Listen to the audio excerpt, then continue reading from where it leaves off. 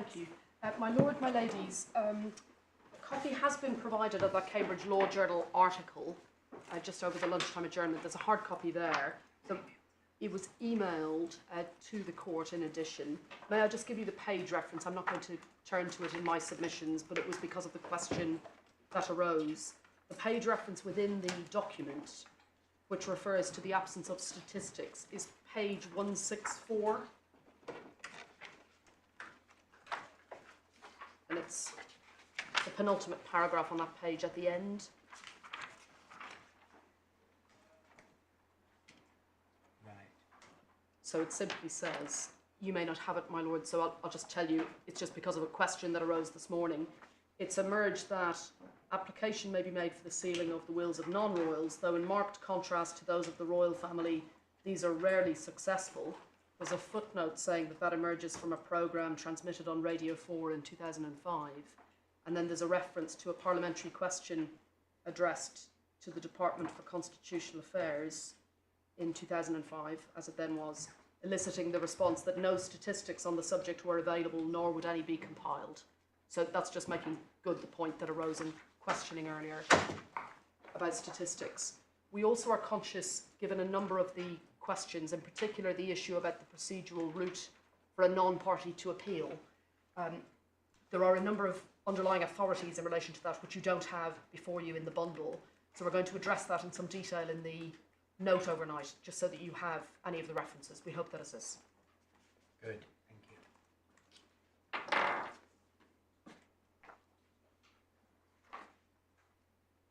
you. And I was dealing with the issue of fairness. So our grand one.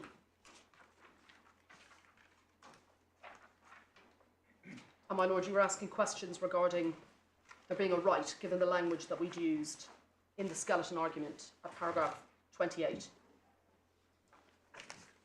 So the first point we'd make is that at common law,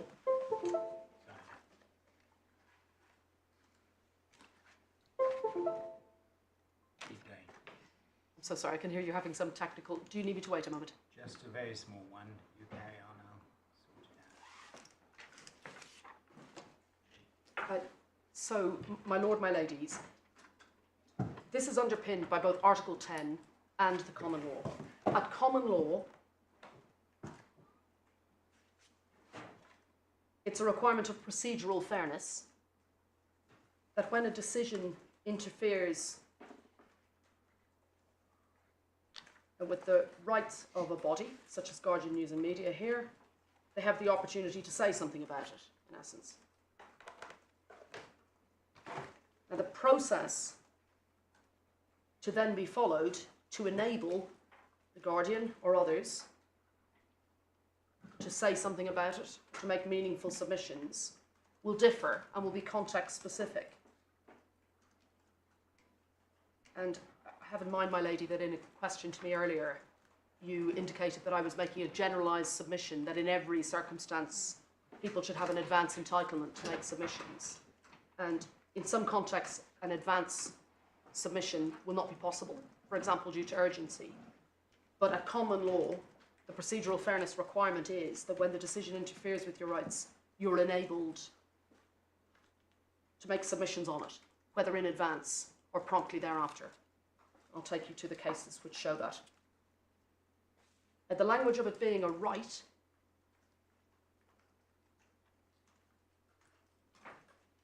does also derive from Article 10. It's the media's rights under Article 10. And also the language that's used in the cases about the presumptive right of attendance under the open justice principle. So a presumptive right to be present. But regardless of whether it's characterised as a right or whether it's characterised as a requirement of procedural fairness at common law,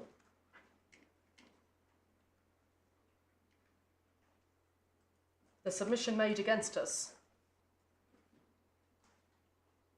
at paragraph 23 of the Attorney General's skeleton, that in essence you cannot advance an argument about procedural fairness unless you have an automatic right to attend the hearing, is not an underpinning principle which we accept, and it's not supported by the case law.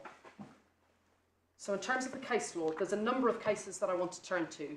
Now, none of them are precisely in this context, because there is no case law precisely in this context. And I'm acutely conscious that, of course, these issues are highly context-specific. So I'm going to take you to a number of cases which apply in different contexts, and then return to the submissions that we therefore make, underpinned by the common law and by Article 10. So first, A in the BBC, which is at tab 21 of the bundle, the authorities bundle, and it starts at page 454.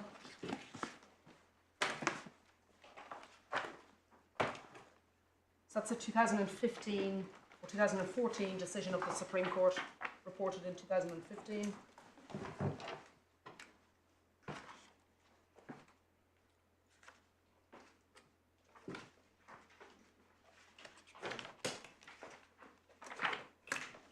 And in particular, could you turn to pages 477 and 478?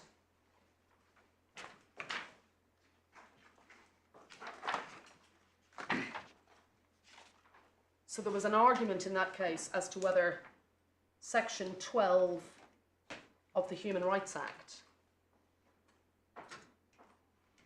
required the media to be notified where anonymity was sought. You see that from paragraphs 62 to 65, where Lord Reid concluded that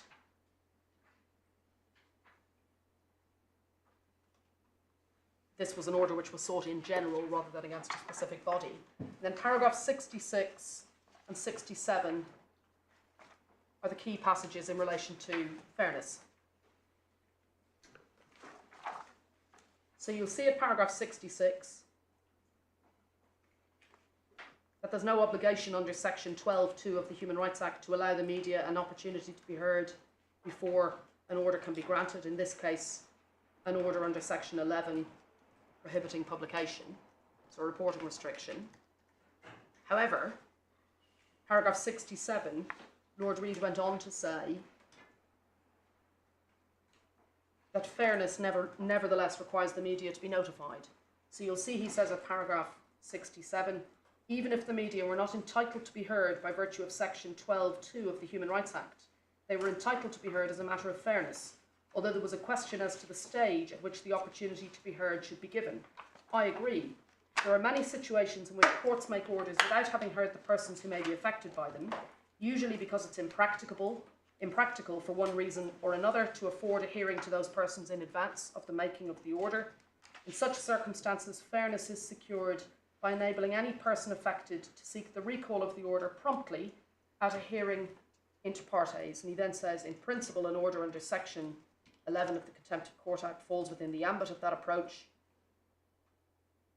And he also refers to Article 13 of the Convention, requiring that the media have an effective remedy for any violation of their Article 10 rights. So the principle is set out there.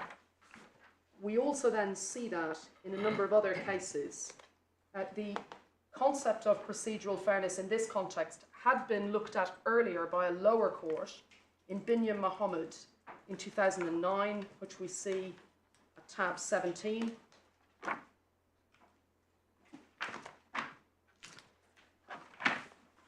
And that starts at page 316, my lord, for the electronic bundle. And the key passage starts at page 325 of the bundle, paragraph 14, under the heading The Outstanding Issue. So in this case, the question was whether the court should restore to their first open judgment some paragraphs amounting to about 25 lines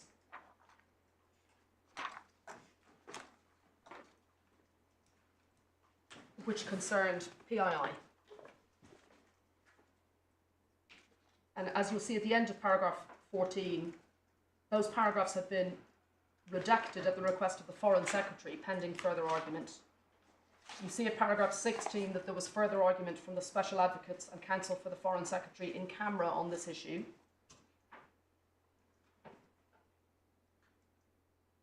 And it's then indicated that the Divisional Court thought it was appropriate to expressly seek submissions from the media on whether those paragraphs should be redacted. And you see that the issue is explained at page 325H. We invited representations from the media on the issue.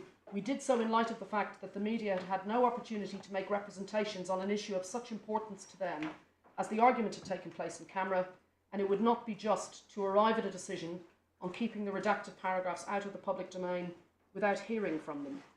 Now, although that predated the A and the BBC case, it also reflects that concept of procedural fairness when making a decision in respect of PII or a reporting restriction order which impacts on the media without the media being heard, whether in advance or thereafter. And the issues described in Binyam Mohammed, at paragraph 18 over the page at page 326.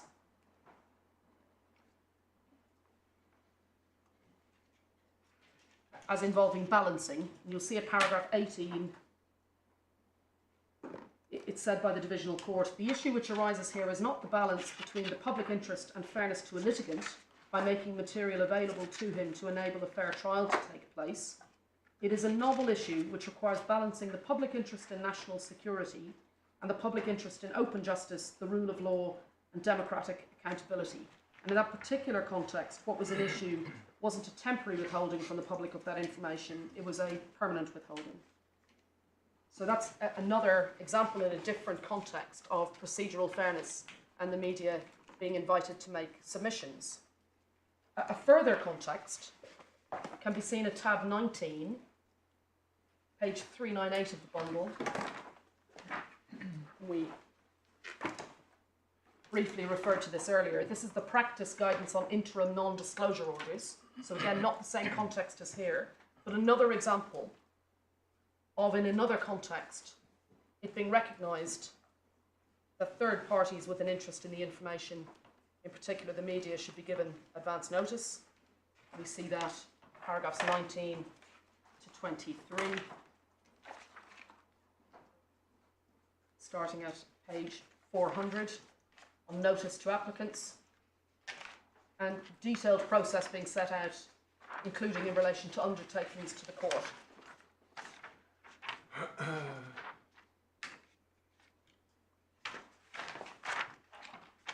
So that deals in some detail with the process.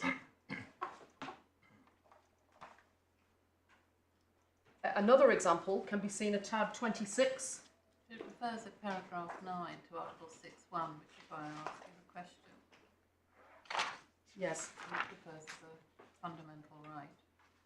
I'm grateful. So in relation to that point, in respect of Article 6, our position, my lady, is that we don't rely on Article 6 for us, because, of course, Article 6 encourages openness but has exceptions to openness in a range of contexts, like the common law. And in this particular context, we don't say that there's a violation of our Article 6 rights. And indeed, although nothing hangs on this for our submission, but in the context of non-contentious probate, my lady, I don't understand that non-contentious probate is intended to determine Article 6 questions in relation to civil rights. But that's a side point. Key issue for us is that we rely on our Article 10 rights, not Article 6. And so we don't think Article 6 rights for us take matters any further, nor do we think Article 6 rights of others involved in the process alters the submission that we're making.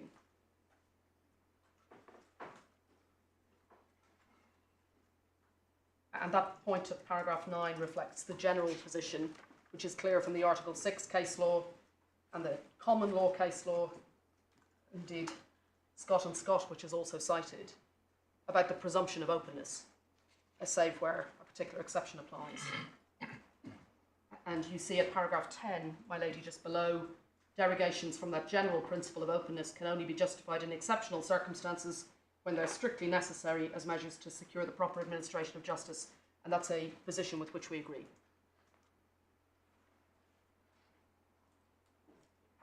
I'd indicated various claimants, which is tab 26, is another example of this procedural fairness point. That starts at page 559 of the authorities bundle. Very different context to here, an application for anonymity by multiple parliamentary employees of MPs, in a proposed misuse of private information claim, and Mr. Justice Nicklin ordered the application to be circulated via the PA Media Injunctions Alert Service, given the need for fairness. And we see that at page 565, paragraph 15.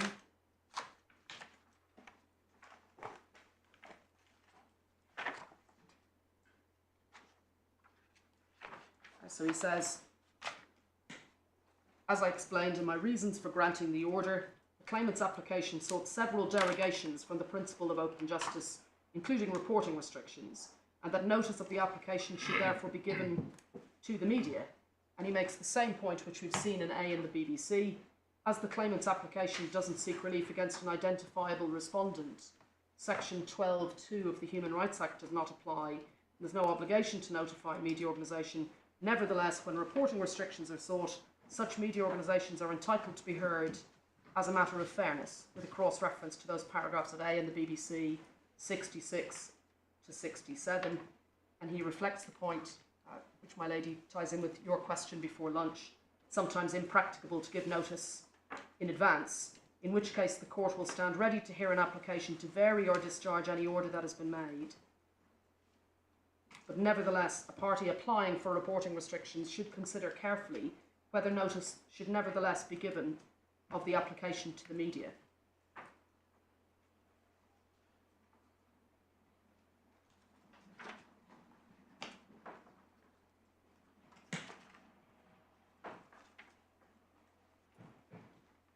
So these are all contexts in which the media's rights under Article 10, or its presumptive right of attendance, given the presumption of open justice as described in Scott and Scott, is interfered with. And in any event, the requirements of procedural fairness at common law requires that the media be informed and have the opportunity to make submissions. Now, we have also included in the bundle the case of Mackay in the UK, the Strasbourg case, at tab 30. So again, quite a different context, but relevant by analogy. That starts, my lord, for the electronic bundle at page 640, and it's tab 30 of the authorities bundle. In that case, a section 4.2 order was made and posted on the Scottish Court Service and circulated to the media, and the order became final even though the BBC had sent a fax requesting a hearing to recall it. We see that at paragraph 11 of the judgment, page 643. And the appeal court subsequently recalled the order 4 months later. We see that at page 643, paragraph 12. And the key passage for present purposes is at paragraph 32, starting at page 649.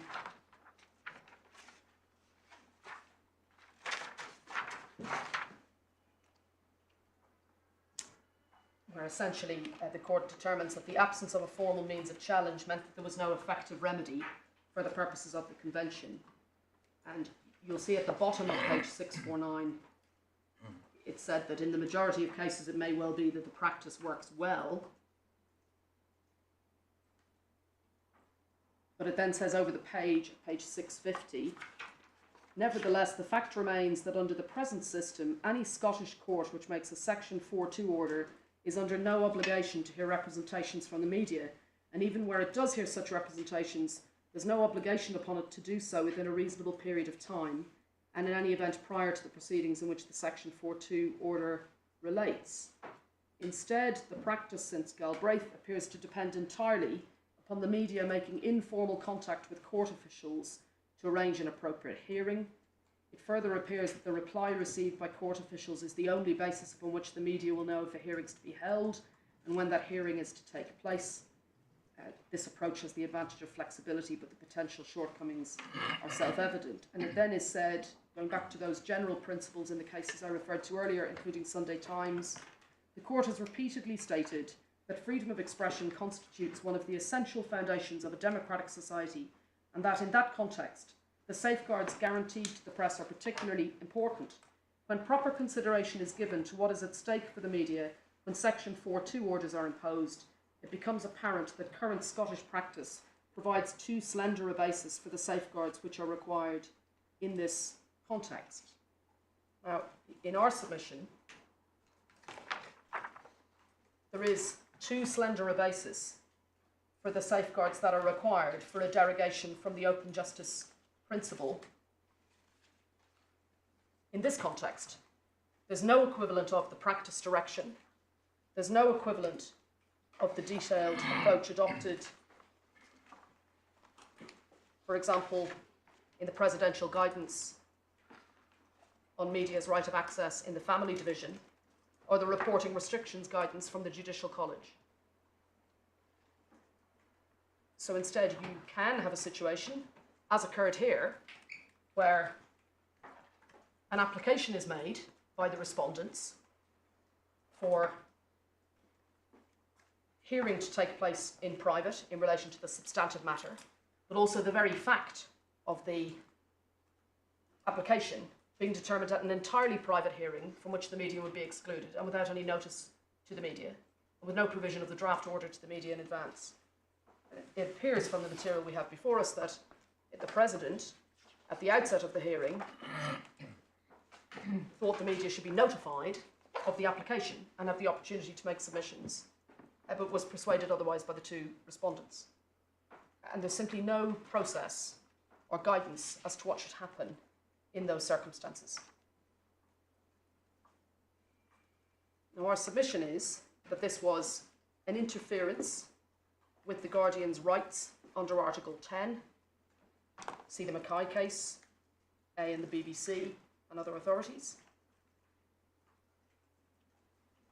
It's also our submission that it's an interference with the presumptive right of attendance. And on that, may I ask you to look just briefly at the Macpherson case, page 48 of the bundle. I appreciate this is a very well-known principle, so I'll take it very shortly. So Macpherson starts at page 25 of the bundle, it's tab 6.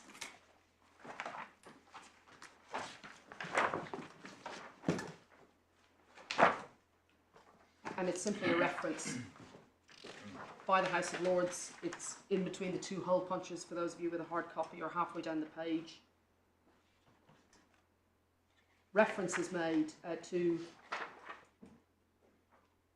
denying the public, in breach of their right to be present, a right thus expressed by Lord Halsbury in Scott and Scott, every court of justice is open to every subject of the King. And he goes on, of course, to say, to this rule there are, need hardly be stated, certain strictly defined exceptions.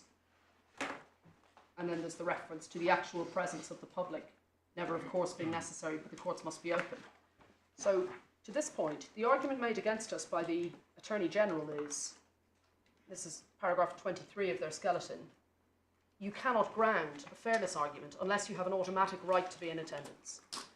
So to that we say, first, there's a presumption that we can be in attendance, because there's a presumption of open justice, which can be displaced, given circumstances.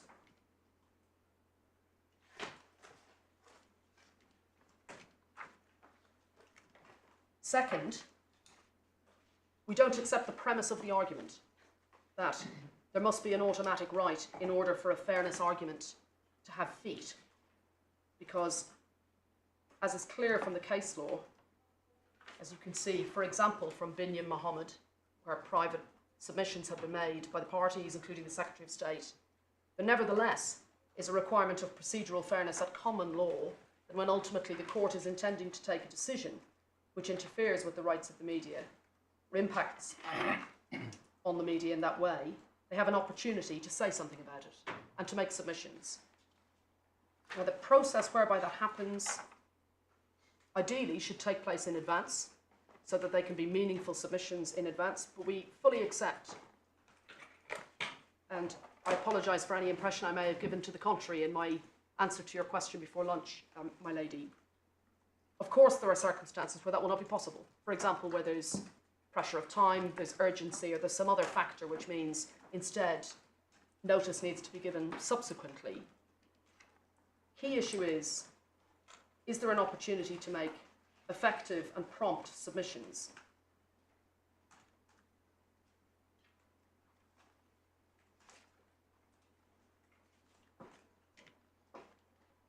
And the third point we make in any event is that there is a right which is interfered with here under Article 10, as is clear from Mackay, A and the BBC and the other cases.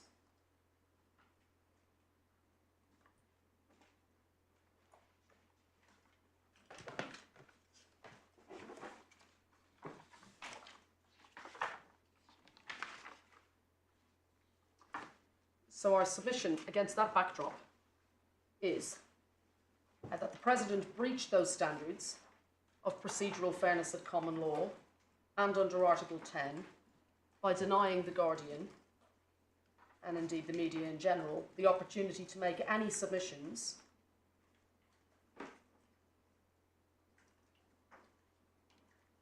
before deciding to hear the application to seal up the will in private without any press representatives present.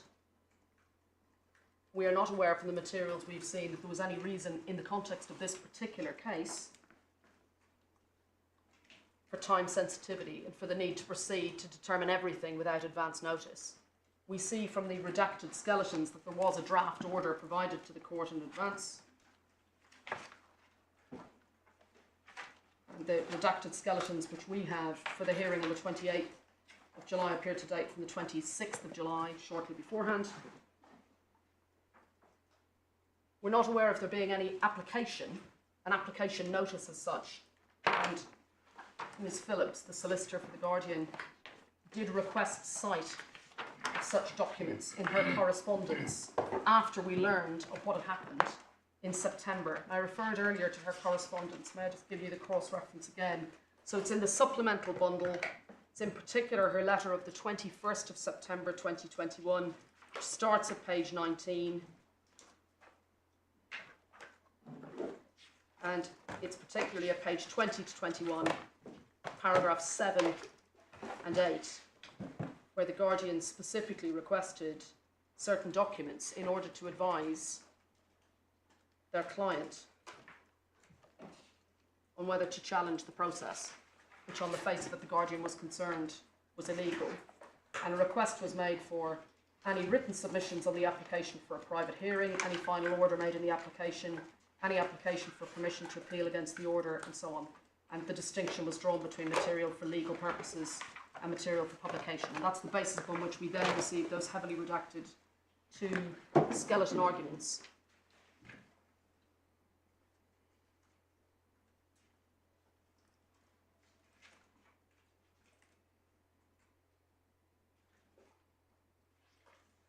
I'm going to turn to the second ground, unless I can assist further on the fairness issue. So on the second ground, our application for permission to appeal, and then our skeleton on permission to appeal, and our ultimate skeleton deals with this issue. And the cross-reference in our appeal skeleton is paragraph 29. Our submission is the decision to hear the application to seal up the will in private was disproportionate and unjustified, and that the wrong test was applied.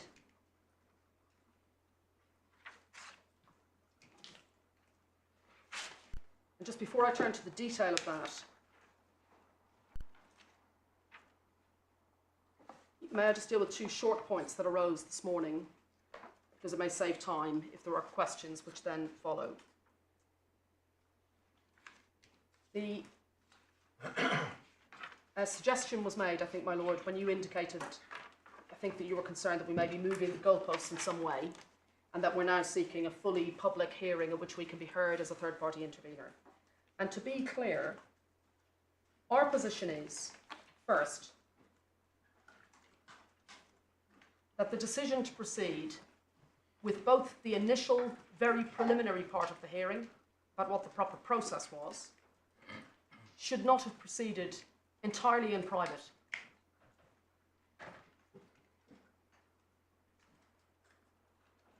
With the press entirely excluded. And second,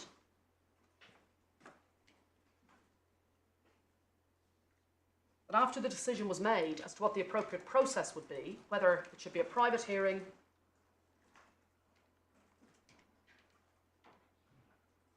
of some sort or a fully public hearing, the Guardian would then have intended to review its position and make submissions.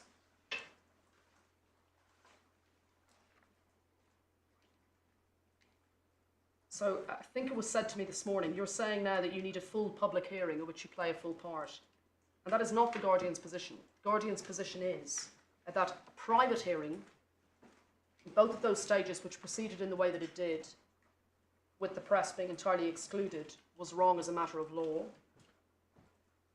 Once the Guardian had had an opportunity to make submissions at that first stage on the appropriate process to follow,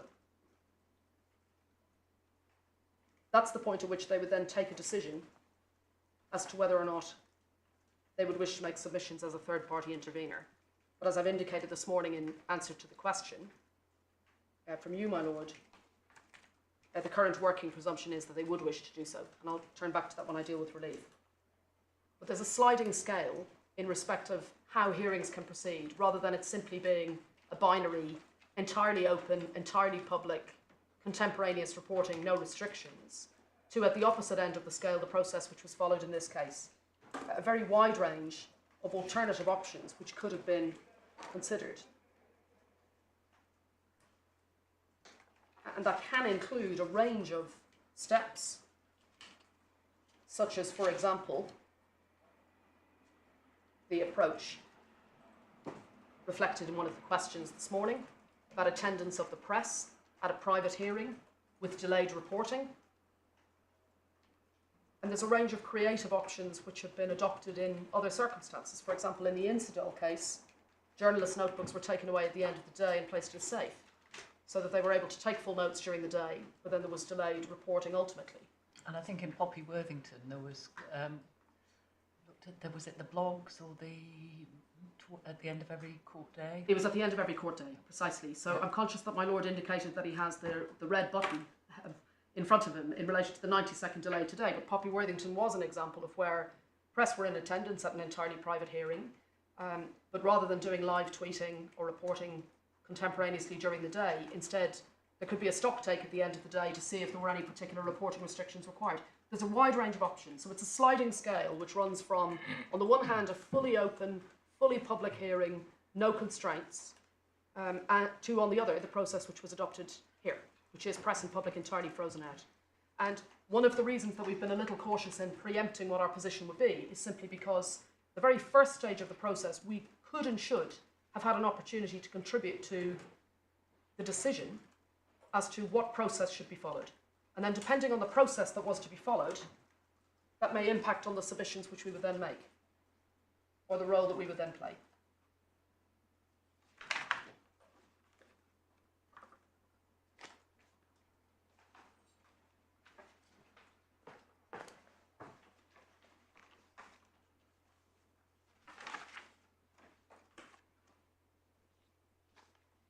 Now, in respect of the test that was applied by the court below, we see in the judgment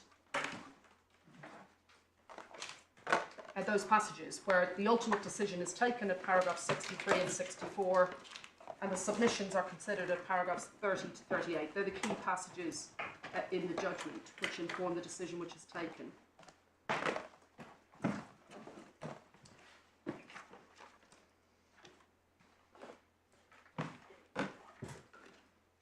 And I'll make the submission and then turn to the paragraphs in the judgment and to some authorities to make our points good.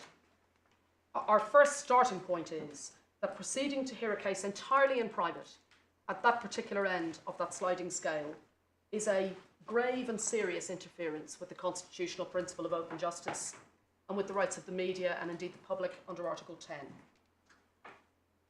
And our position, our primary position, is that such an exceptional interference requires an exceptional justification, and that that's the appropriate test. However, this ground does not turn on whether we're right on that being the appropriate test.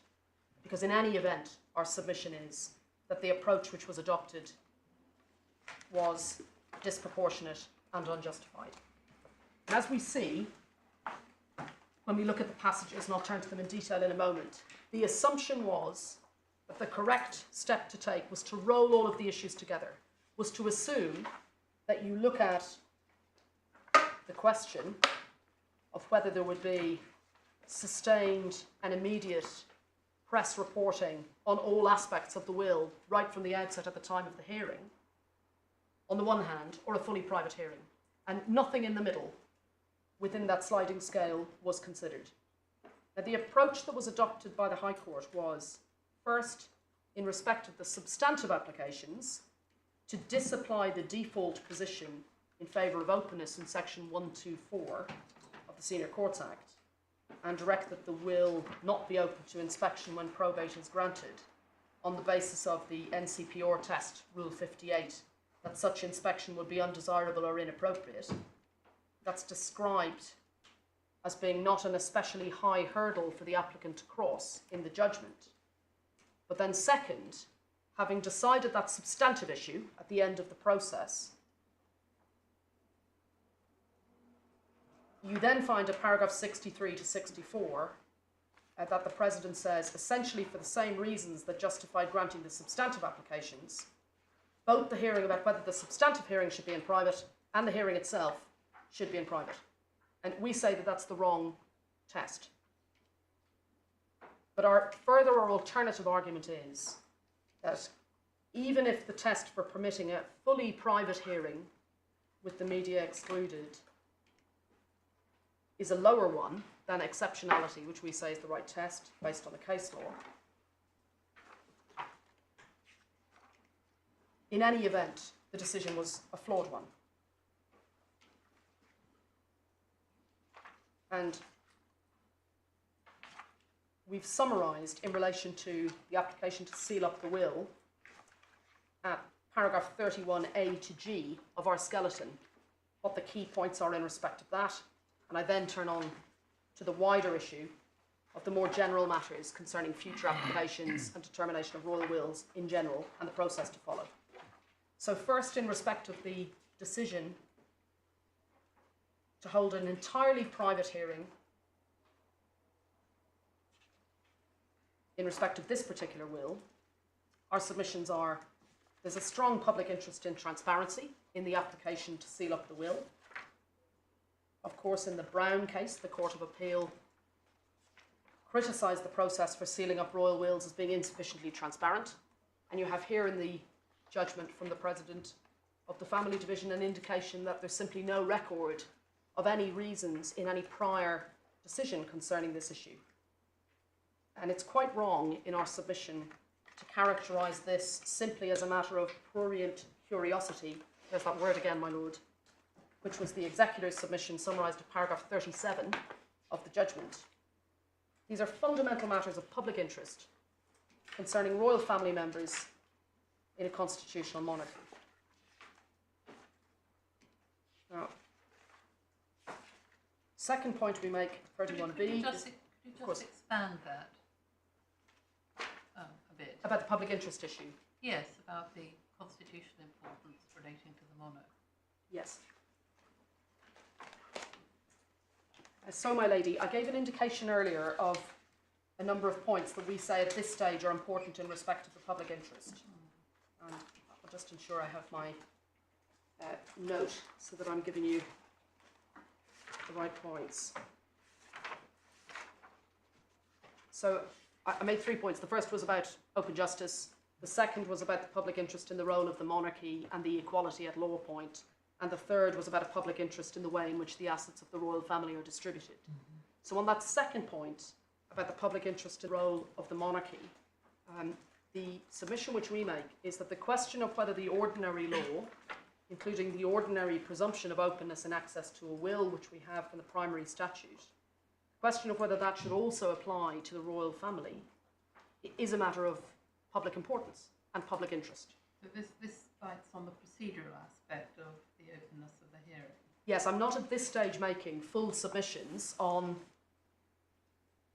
the range of public interest issues which the Guardian may wish to make submissions on ultimately, if there is a rehearing, if the first stage of the process goes ahead and there's then a decision on what the process should be going forward. So that would also involve the Guardian potentially having access to additional documents which they don't have now. But at this stage, it's quite wrong in our submission to proceed on the basis set out at paragraph 37 of the judgment, summarising the submission made by the Executor, which is essentially, this is a purely commercial interest on the part of the media, and this is all about prurient interest. So this is about just being interested rather than there being a public interest. And it may help just if I turn it up.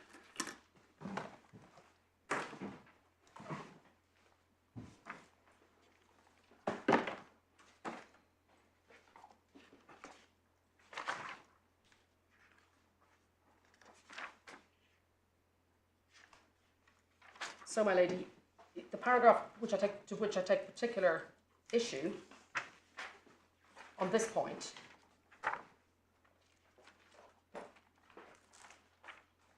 is a paragraph 36, and which refers to the Attorney General in the course of his oral submission strongly supporting the application for the whole process to be conducted in private. And this is what's said in the judgment. The media interest in matters to do with the royal family was seemingly insatiable and highly intrusive. To have any part of the process in public would, in the Attorney General's submission, simply fuel media curiosity. The benefits ordinarily gained by public hearing would be wholly disproportionate to the degree of media curiosity and the extent of the consequent intrusion into matters which are essentially private. And you'll see at paragraph 37, it says, the media interest was driven by prurient curiosity, and the resulting publicity would be wholly disproportionate to any benefit that was within the genuine public interest. And when you then turn to the reasoning in the judgment, paragraph 63 to 64, which deals with those two decisions we challenge, about the two private hearing decisions, you'll see he refers to his initial view that the fact that the application had been made should be publicised and that the hearing, bracket S, hearings should be in public. I was, however, persuaded to the contrary view by the submissions of Mr. Crowe and the Attorney General that I've recorded in paragraphs 30 to 38. Now, in our submission, it's quite wrong to proceed on the basis that the role of the media here is simply an insatiable, intrusive, prurient one. And that's entirely at odds with those cases to which I referred earlier, and I'm conscious that I didn't go to them in detail because I'm conscious those principles are well known to this court. There's simply no way of squaring those submissions with the recognised position of the press as a public watchdog, as the eyes and ears of the public. And also critically, there's no way of squaring those submissions at paragraphs 36 and 37, and also paragraph 31, where Mr. Crowe's submission is recorded. If a public hearing took place, media coverage would be very extensive indeed. It would be an intrusion into the privacy of the sovereign. Any such publicity coming soon after the death of His Royal Highness the Duke of Edinburgh could only be intrusive to Her Majesty the Queen and the immediate members of the royal family. Those are then accepted, in summary, when we look at paragraph 63, those submissions. Do you appeal that? Is that finding appeal? Yes, we've challenged the entirety of paragraph 63 and 64 and the reasoning.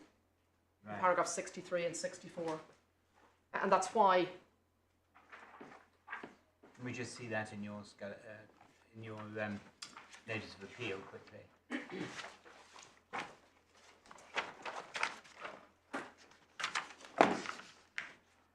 This is ground 3.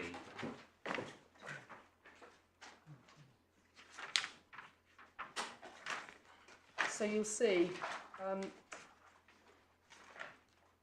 it's our second ground about the High Court erring in failing to consider any lesser interference with open justice. It's page 16. And failing to consider any alternatives. And you'll see top of page 17, paragraph 2D, it's wrong to characterise this simply as a matter of prurient curiosity, and we make the point again in our skeleton. As part of the reason why I took you to those passages on the particular role of the media, and indeed to those passages in Miss Phillip's letter, referring to the role of the Guardian over many years in looking at transparency. I wasn't asking about that, I understand that point, but I thought the degree of media curiosity and the degree of coverage being extensive, do you challenge that? Yes, so the issue is, so our submission is that the reasoning in paragraph 63 to 64 is flawed for a number of reasons. Now, and ultimately, what should be done in terms of a hearing, maybe somewhere on that sliding scale. We say it's wrong for it to ultimately be, at the very end of the sliding scale, entirely private hearing, no role whatsoever for accredited press. They can just read the judgment when it comes out a number of months later. But in terms of where precisely on the sliding scale it should be, and what process should be adopted, that ultimately is a position which we say should be adopted by the court below, following fresh submissions, with a hearing which we can be heard and we can make submissions about the correct approach. And it would enable the first instance court to consider, for example, are there particular parts of the hearing which must be in private, fully in private? I don't want to go on about it. I'm just looking at 2G, where it seems to be accepted that the concerns that were expressed by the executor and the attorney and recorded in paragraphs 31 to 37 could be dealt with by a different steps being taken. So I'm just trying to work out whether you actually disagree with the submission that the degree of media curiosity and coverage would be very extensive if it had been in open court. That's all I'm asking. Not, I'm sorry, I misunderstood the question. What your appeal is. Do you challenge that? Because I can't see it in your documents. Of course, I'm sorry, I misunderstood the question. So our position is that that is a flawed submission, because of course, and this goes to the issue about the both the Attorney General and the Executor below proceeding on the basis of a binary option, either full public, full contemporaneous reporting, or fully private. And that's also the approach which is then adopted in paragraph 63 and 64. And that's why we set out, it's in our skeleton, my lord, probably the simplest place to take you to is page 76.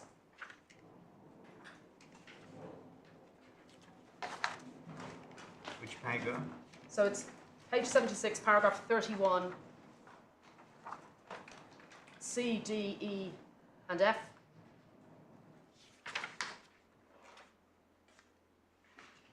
And this is the black and white submission, if I can put it that way, my lord. So our submission is that the President erred in failing to consider any lesser interference with open justice than a private hearing. Okay, you need to read it out. Of course. That's your submission. But there's a wide range of alternatives, as I've indicated and as we've indicated in writing. Yeah, okay, I've got that. And I should say, references made there in that part of our skeleton to accredited journalists. And I'm mindful of the fact that a question was asked about that before lunch. And I'm conscious that in the family context, that phrase is well known. Yes, indeed, but I think there's a process by which accreditation is I mean, I understand what is meant by an accredited journalist generally, Yes. in common parlance, but if we're talking about it in legal terms, where it isn't otherwise defined, how would you define it? Of course. So again, this is an issue which we think arises from the fact that there simply is no process or no guidance in this area. So in the context of the family procedure rules, we of course have Practice Direction 27B, which deals with the definition of accredited journalists and representatives and duly authorised lawyers, and it refers to accredited journalists as having a press card as paragraph 4.1 of the Practice Direction. There's no equivalent in the civil context. No, so that is used in a range of other contexts. So, for example, a slightly different definition was adopted in the Install case, following submissions. So there was an approach in respect of accredited journalists. But it's brought, sorry to interrupt. Of course. But it's broadened out, hasn't it? Because I haven't got my hand to it at the moment, but the family proceeding rules, as I understand, have now been amended. Yes, that's right. So that to allow legal bloggers. So, yes. So that's expanded. In addition, In addition, of course, but that's even more difficult to put sort of. Of course. To, but this is precisely the point, and it's why we also didn't want to presume that at appeal level you should be designing this from scratch at appellate level, rather than the first instance court dealing with it, because there's a range of options open, and a distinction could be drawn between, for example, accredited journalists who are holders of a press card, or certain types of media organisations. A different approach could be taken in relation to freelancers or bloggers, for example. But these are all issues which were simply not explored or considered. And when we look at those paragraphs 30 to 38 as a whole, and paragraphs 63 to 64, what we see is the assumption that's made is that unless you adopt this approach of a private hearing, it's inevitable that you're going to have a press free-for-all with prurient curiosity, widespread coverage, and so on. And that's why in our second ground, we have dealt in some detail with the issue of the alternatives, my lord. And the reason we highlight those alternatives is that there's a wide range of alternatives available which would have permitted contemporaneous scrutiny of the proceedings while still addressing the parties' concerns and, it appears, the President's concerns about the impact of repeated publication on the proceedings. We have in mind the reference of paragraph 31 to 37 about there being multiple occasions on which there could be reporting, and also the reference to the fact that it was very shortly after the death in April 2021. So the intention appeared to have been there's just this big bang approach where just the judgment's released at the end as a done deal, and you hear about everything all at once, rather than there being drip feeding. But of course there were alternatives to achieve that, including presence at the hearing, an objective, to have observers present at the hearing in the form of the media, but delayed reporting. And that ties in with the question that was asked right at the outset.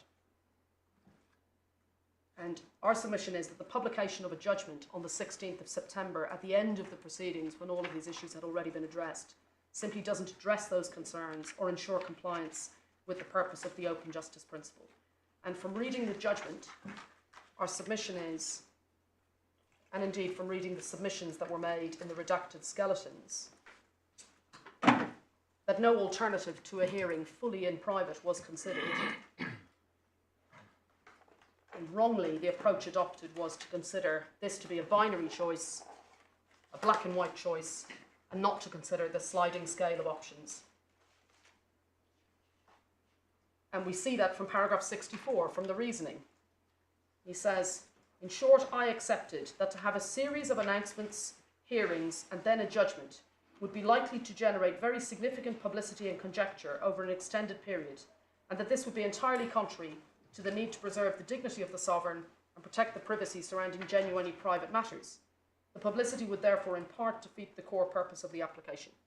So he says that, having referred back to paragraphs 30 to 38, but it simply doesn't address the range of alternatives which were available.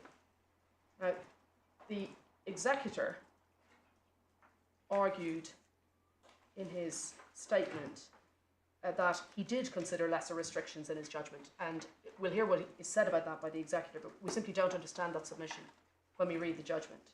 The judgment simply records the Executor's rejection of the initial suggestion from the President that it would be proportionate to allow lawyers acting on behalf of the media to attend and make submissions before the initial decision was made, and his acceptance of the submission that only the second respondent could represent the public interest in this context.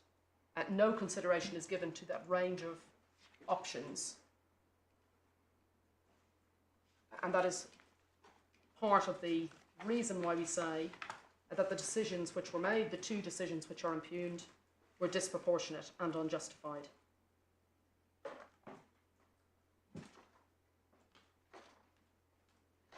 And we also address in our skeleton why the suggestion that somehow the Guardian's concerns would be fully addressed by a subsequent application to unseal a will is simply incorrect. The judgment purports to determine the Guardian's Article 10 rights and the interference with the common law principle of open justice without having heard from the Guardian. And in any event, an application to unseal the will considers quite different issues than those before the President in this case, which was also intended to give wider, more general guidance. And finally, any application to apply to unseal the will would necessarily have to proceed on the basis that the process as set out in the judgment was the right one, which is not a position with which we agree. We also, in addition to our concerns about the disproportionality and unjustified nature of the decision in respect of this particular will, also say that the more generalised issues which were then considered and determined by the President concerning future applications in this context, see the judgment of paragraph 65, the concept of a closed judgment process, see paragraph 66 to 67, the time limit idea and how long that should be, see paragraph 68 to 76, and also the publication of a list of royal wills that are currently sealed, paragraph 77 to 88, was also considered within that entirely closed private process. There's no separate reasoning provided as to why those general matters were considered in that way. So even if you're against us and you consider that the reasoning set out in paragraph 63 and 64 is correct in respect of this particular will of His late Royal Highness the Prince Phillip, Duke of Edinburgh, they simply don't touch the sides the question as to why there was an entirely private hearing concerning those more general issues. The reasoning solely appears to be that set out in paragraph 63 to 64, adopting the submissions made and summarised in paragraph 30 to 38. And it seems to us that that's plainly unjustified, because the dignity of the sovereign or the privacy interest issues in relation to this particular will cannot explain why an entirely private hearing proceeded to consider those more general issues. And that's one of the reasons why we indicated at the outset that, in answer to your question, my lord, that it may well be that others might wish to consider making submissions as essentially a third-party intervener on some of those aspects, even if they don't wish to say anything on this particular will in this particular case. So, for example, archivists or historians or royal biographers may wish to make submissions about the length of time or the process to be followed. They can apply to unseal at any stage. Anybody can apply, and the list is now published. Is that not a protection for anybody who wants to make a lot of submissions about unsealing the wills of various people? So, on this issue, obviously, the President did not agree entirely with the submissions made by the respondents and took a different course. And of course, the process which is now followed in respect of that is better than what went before. But that doesn't get away from the fact that the Guardian and others were not heard on these matters of process. And the key issue in this appeal is whether the decision to decide, first, that initial procedural hearing should be private, and second, the decision to then proceed with an entirely private hearing for the substantive application, whether that's justified. And our submission is, regardless of what's ultimately in the judgment, the reasoning in paragraph 63 to 64 doesn't stack up in supporting the decision that those general issues should have been decided in private. And they're plainly matters of intense public interest and importance, and they were decided entirely in private. Those issues about wider guidance were decided with only two parties present, the Executor and the Attorney General, and no one else. So we challenge that also. Now, on the issue which I anticipate may be troubling you. Sorry?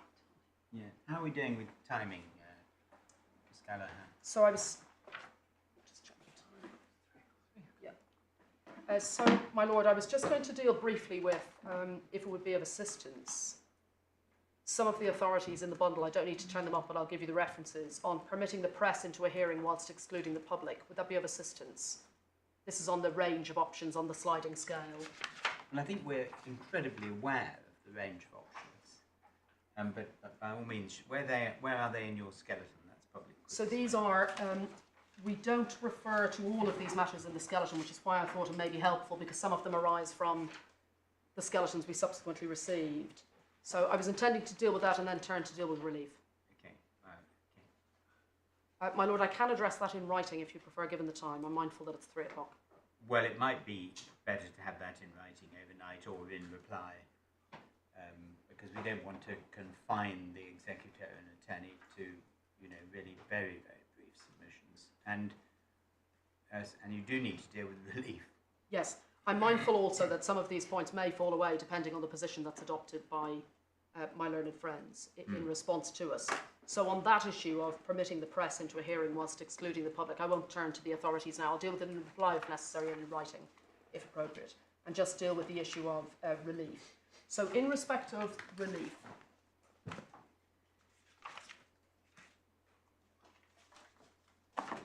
you've seen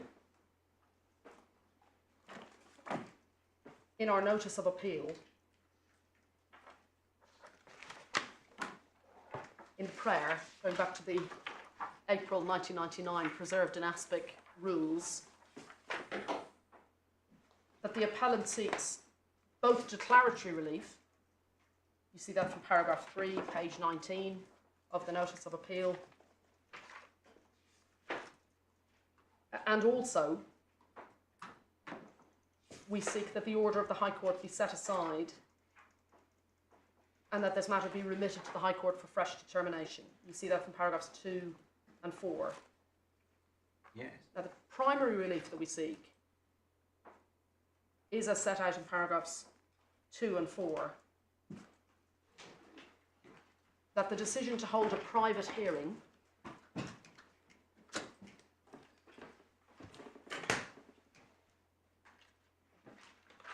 regarding A, the question of what the appropriate process to follow for the determination of the substantive applications, and B, to hold a private hearing in respect of the substantive applications, by which we mean an entirely private hearing from which my client and other press were excluded. Mm-hmm. Our primary relief sought is an order quashing those decisions, and we also seek a declaration that those decisions were wrong in law. Now, even a declaration itself is important because it would help to establish the importance of open justice in cases such as this, in circumstances where there is a vacuum in terms of guidance, as we've been exploring in questions this morning. But declaratory relief alone is not sufficient in circumstances where, had proper notice been given to the Guardian and to the media, they would have been in a position to make submissions from the outset about whether or not there should be a private hearing, or what the range of options were, and what lesser interferences with Article 10 rights and the common law principle of open justice, what lesser alternatives were available, none of which appear to have been considered when we look at the redacted skeletons or the judgment itself.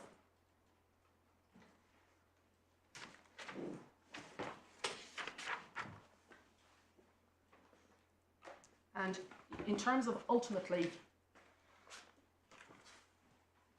what the Guardian would then do, we've indicated in response to your question, my Lord, that the presumption is, at this stage, on the information we've currently got,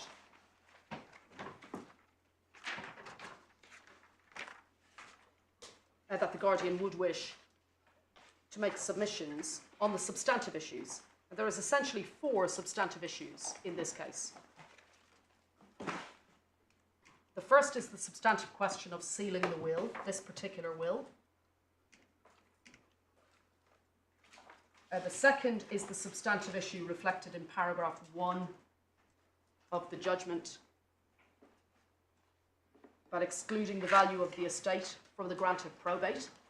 I haven't addressed you in any detail on this, but my understanding is that excluding the value of the estate from the grant of probate doesn't have anything like the same history as the sealing of the will process and is far more recent.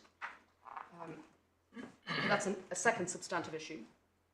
The third substantive issue is the process to be followed for the unsealing of this particular will, including the time frame, so 90 years, and what process is to then be followed. And then the fourth issue is the more general question of what the overall process should be, both going forward and looking back in relation to wills of royal family members, other than the sovereign to whom different rules apply. On the information currently known to my client, my client would be very likely to wish to make submissions on all 4 of those substantive issues. And, my Lord, I'm conscious you asked about documents, which we hadn't addressed here because we anticipated we'd deal with it at a later stage.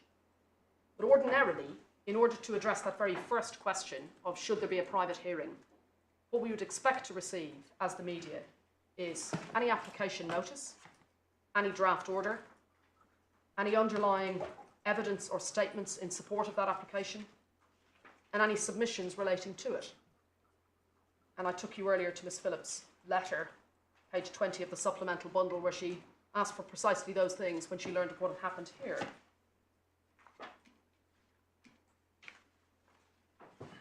In terms of the substantive issues, there's no suggestion that we would be entitled to see everything.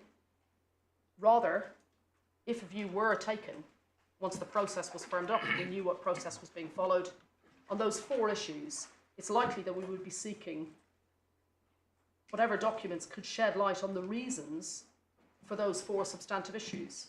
The reasons for seeking to seal the will, the underlying basis, including submissions on that point and evidence. The reasons for seeking to conceal the size of the estate. The reasons behind the basis for the length of time, although on that issue there's more information available in the public judgment regarding the reasoning about the 90 years. And then, again, submissions and any evidence in relation to the general approach. Now, that's with a view to the Guardian at a substantive hearing having the potential for a third-party intervener type role. But I must emphasise. You should see the will? Apologies? You say you should see the will for those purposes? Well, we simply can't say that because it may be that, for example, parts of the will would need to be seen. But what we would first need to see is what's the basis for the argument that the will has to be sealed. So ordinarily what we do, as we did here, you try to see the submissions and the underpinning evidence, and then you see whether there's further documents that are required, which is why quite properly here the Guardian said, first of all, in relation to the private hearing, we need to have these documents so we can understand what the reasoning was and what material was before the court when they made this decision. And similarly, the Guardian would wish to see that material in the first instance, in the way that it does in other contexts. And it would then take a view as a responsible, not prurient, media organisation as to whether or not they should make an application to intervene in a third-party way on one or all of those 4 issues. But that's the process which would be followed. And we simply can't say at this stage whether we would have to see the will or see the will in whole or part. And we anticipate it's quite likely that we would see part of the documents, not necessarily all, and it might be possible that we would need to do that subject to undertakings. But that's not something which we think you as the appellate court need to grapple with, that level of nuts and bolts and details in respect of that. I do want to emphasise, though, that in answer to the questions earlier, my Lord, on this issue, when we had the short break to take instructions on it, our provisional position at this stage is that we would be likely to want to make submissions as a third-party intervener at the substantive hearing. I do need to emphasise that even if you're against us on that, or indeed even if the court below were against us on that if there was to be a rehearing, the pure reporting role at the substantive hearing is different from the intervention role. So simply being entitled to be present at the hearing, to observe, is a matter of fundamental importance to my client in addition, even if you're against us on that third-party intervention issue. And we entirely recognise that it's quite possible, again going back to the binary black and white all or nothing issue, that ultimately with the sealing of the will, it could well be that it's not an all or nothing approach, and that some aspects could be the subject of reporting and some aspects not, for example. That's a very fact-sensitive decision, not something which we suggest you need to deal with at this stage. Our submission is the appropriate relief here, because this was a flawed process right from the outset, and a flawed process right from the outset in part because of an absence of guidance and an absence of prior authority. Our submission is that declaratory relief should be granted about the flawed process in respect of those two procedural I think decisions. you might be going round in circles now. Yes, but that's our submission is declaratory relief, and it should be remitted for a fresh hearing. And at a fresh hearing, we anticipate it is likely, I can't put it any higher than that at this stage, that we would wish to see documents to take a view on whether our provisional view would remain, which is that we would be likely to wish to make third-party intervener type submissions on balance of the public interest, Article 10, open justice issues in respect of these matters. Could you just give me a moment? Unless I can assist you further. What are you going to do about the question I asked about the application for permission? Yes, so I indicated at the outset, I'm sorry if this wasn't clear, that's quite a technical point, and we thought you'd be aided by having it in writing. Okay. Because there's some additional authorities which you may need to see, and we will need to give you some extracts from the rather moth-eared, rather dog-eared 1999 White Book, because it's a little complicated. So We'll do it overnight. we're confident that this was the correct approach. It is set out in part in the correspondence, but we think we should provide you with that in writing overnight, and I'll be happy to address you in reply on that issue if you need anything further. Thank you. Anything else? Okay. Thank you very much, Thank you. Ms. Gallagher. Mr. Crone.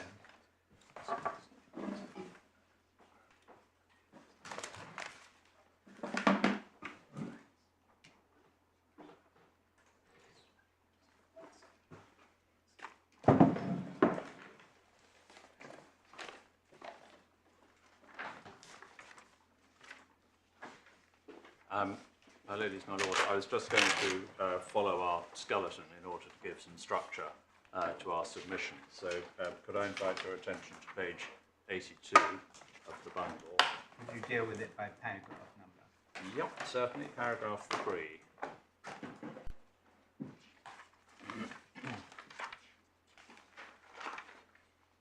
So I just wanted to start by putting the matter into the relevant context and expand on a couple of points that are made here. So 3A, we just make the trite point that context is everything. And we wanted to emphasise, in a sense, the point that Malone Friend has now just conceded, that this is not litigation in the conventional sense. It is not a case in which the Guardian's Article 6 rights are engaged. It is not a case in which the estate of the late Duke's Article 6 rights are engaged. It is not the determination of civil rights or obligations. And that, in our submission, is an extremely important starting point when you are addressing the question of what open justice requires.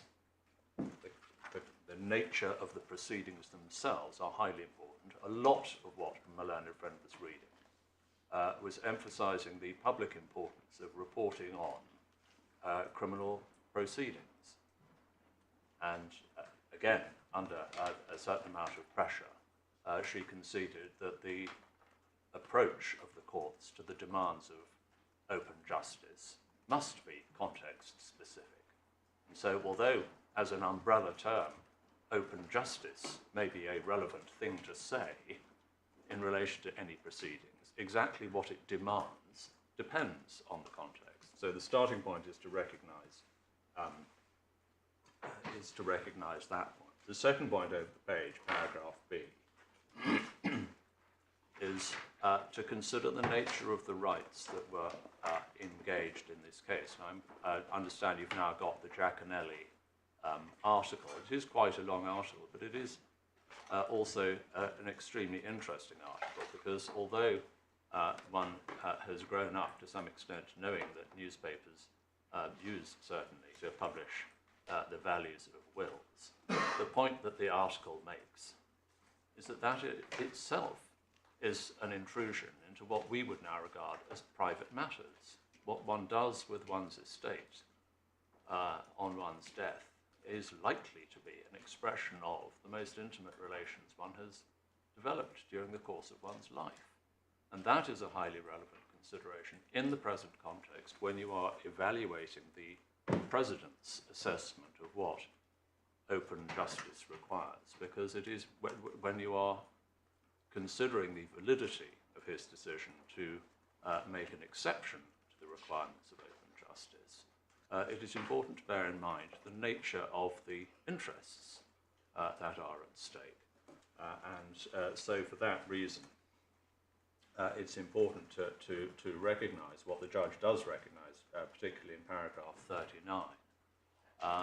And in a sense, if one can put it this way, given the nature of the privacy rights that are engaged in relation to a will, it is likely to require much less in the scales, so to speak, to tip against open justice, because by definition the publication of a will is itself an intrusion. The third contextual point we pick up at C on that page, which is the corollary to the foregoing, which is that the particular situation with which we are concerned, obviously, is the will of an extremely senior member of the royal family. My learned friend says everyone must be subject to the law, and of course that is the case. The law applies to everyone, but the law doesn't produce the same outcomes in relation to everyone, because everyone is in a different position, and Majesty most uniquely of all. And the paragraphs, I won't go back to them, but the paragraphs in the judgment, paragraphs 40 to 43 in particular, in our submission capture well, with respect, the twin considerations that were in play here particularly, which is the personal right to privacy on the part of the individual and the separate public interest in protecting the dignity of the head of state.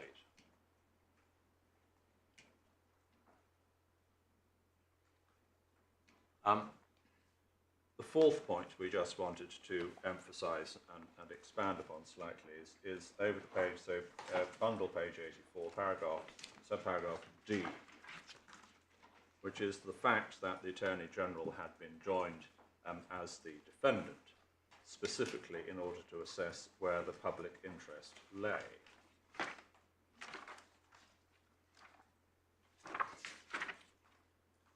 And so far as that is concerned, we just wanted to emphasise, in a sense, three very closely related points, none of which I think are remotely controversial. The first is that the Attorney General has a constitutional role as guardian of the public interest. Secondly, in that capacity, she is uniquely placed to assist the court in relation to matters touching the public interest. And the third is that she has a unique standing to participate in proceedings which touch on the public interest.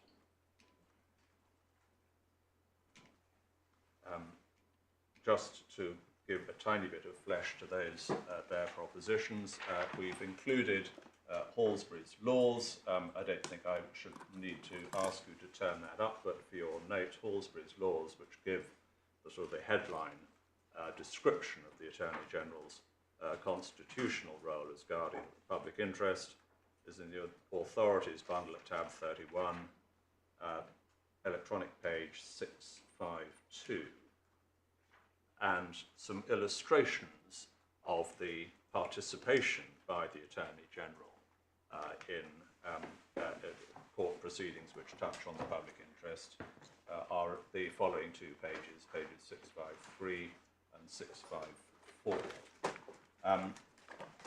We've also made reference in our skeleton to the decision in the Attorney General Blake. And it may be convenient just to turn that up very briefly. So that's Authorities Bundle 11. The authority starts electronic page 216. I just wanted to draw to your attention a passage of electronic page 236. And it's just between F and G, in advancing in his amended statement a claim for relief in public law, the Attorney General is performing a different role. He's not merely a convenient nominal plaintiff representing the Crown. He is seeking relief in his historic role as guardian of the public interest. This gives the Attorney General a special status in relation to the courts. He has a particular role and a particular responsibility. The role extends well beyond the field of criminal law, for example, to the fields of contempt of court, charities, coroners' inquisitions. Its source in some instances is derived from statute. However, in relation to other functions, the role is an inherent part of his ancient office. Now, that, in our submissions, is just a helpful reminder of what I think is uncontroversial and self-evident. The point, since the court expressed an interest in ground 3, it may be convenient to pick up the point that is taken against us as to the role of the Attorney General, because the point that Malone and Friends seeks to make is that the President was wrong in considering or in saying what he did towards the end of paragraph 64 about the role of the Attorney General as the only person, as a matter of public law, who is able to speak to the public interest.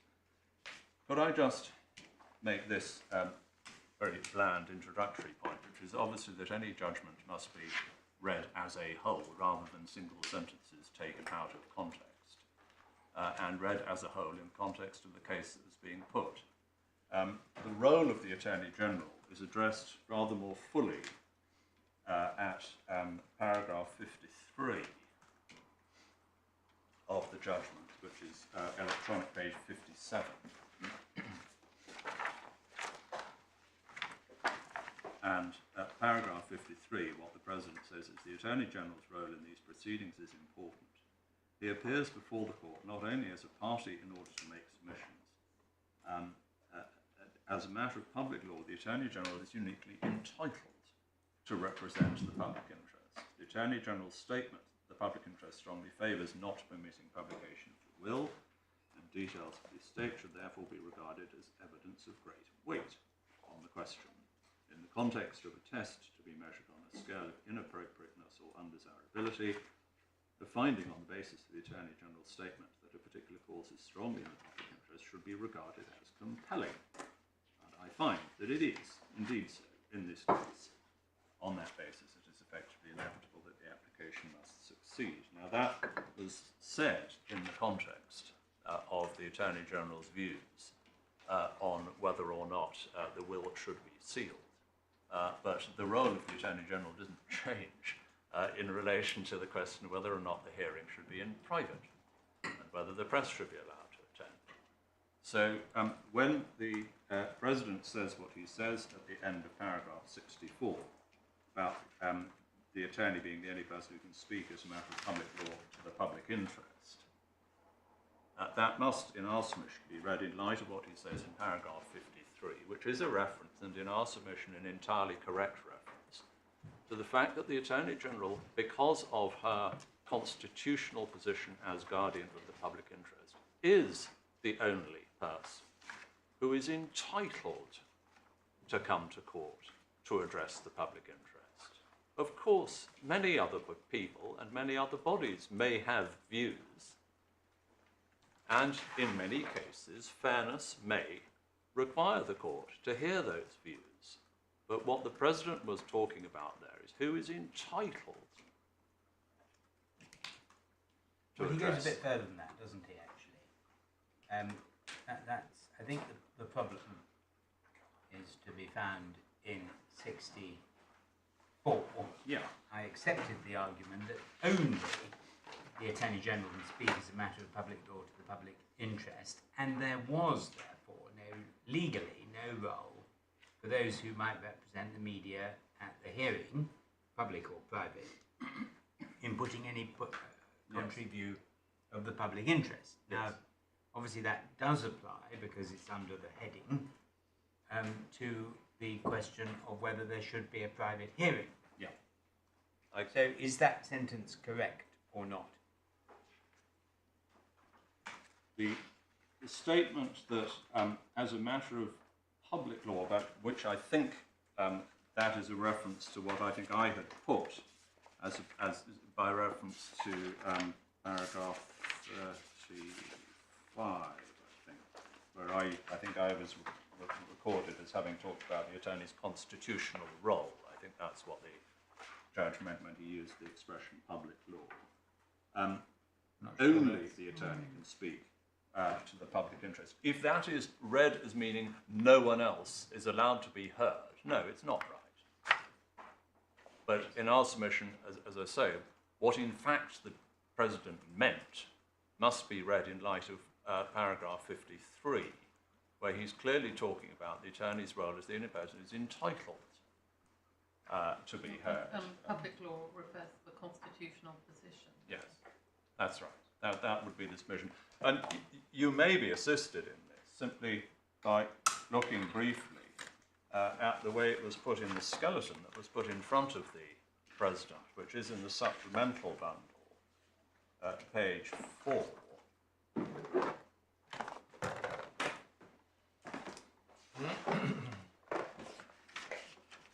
I mean, as a matter of interest, was that the submission before the judge?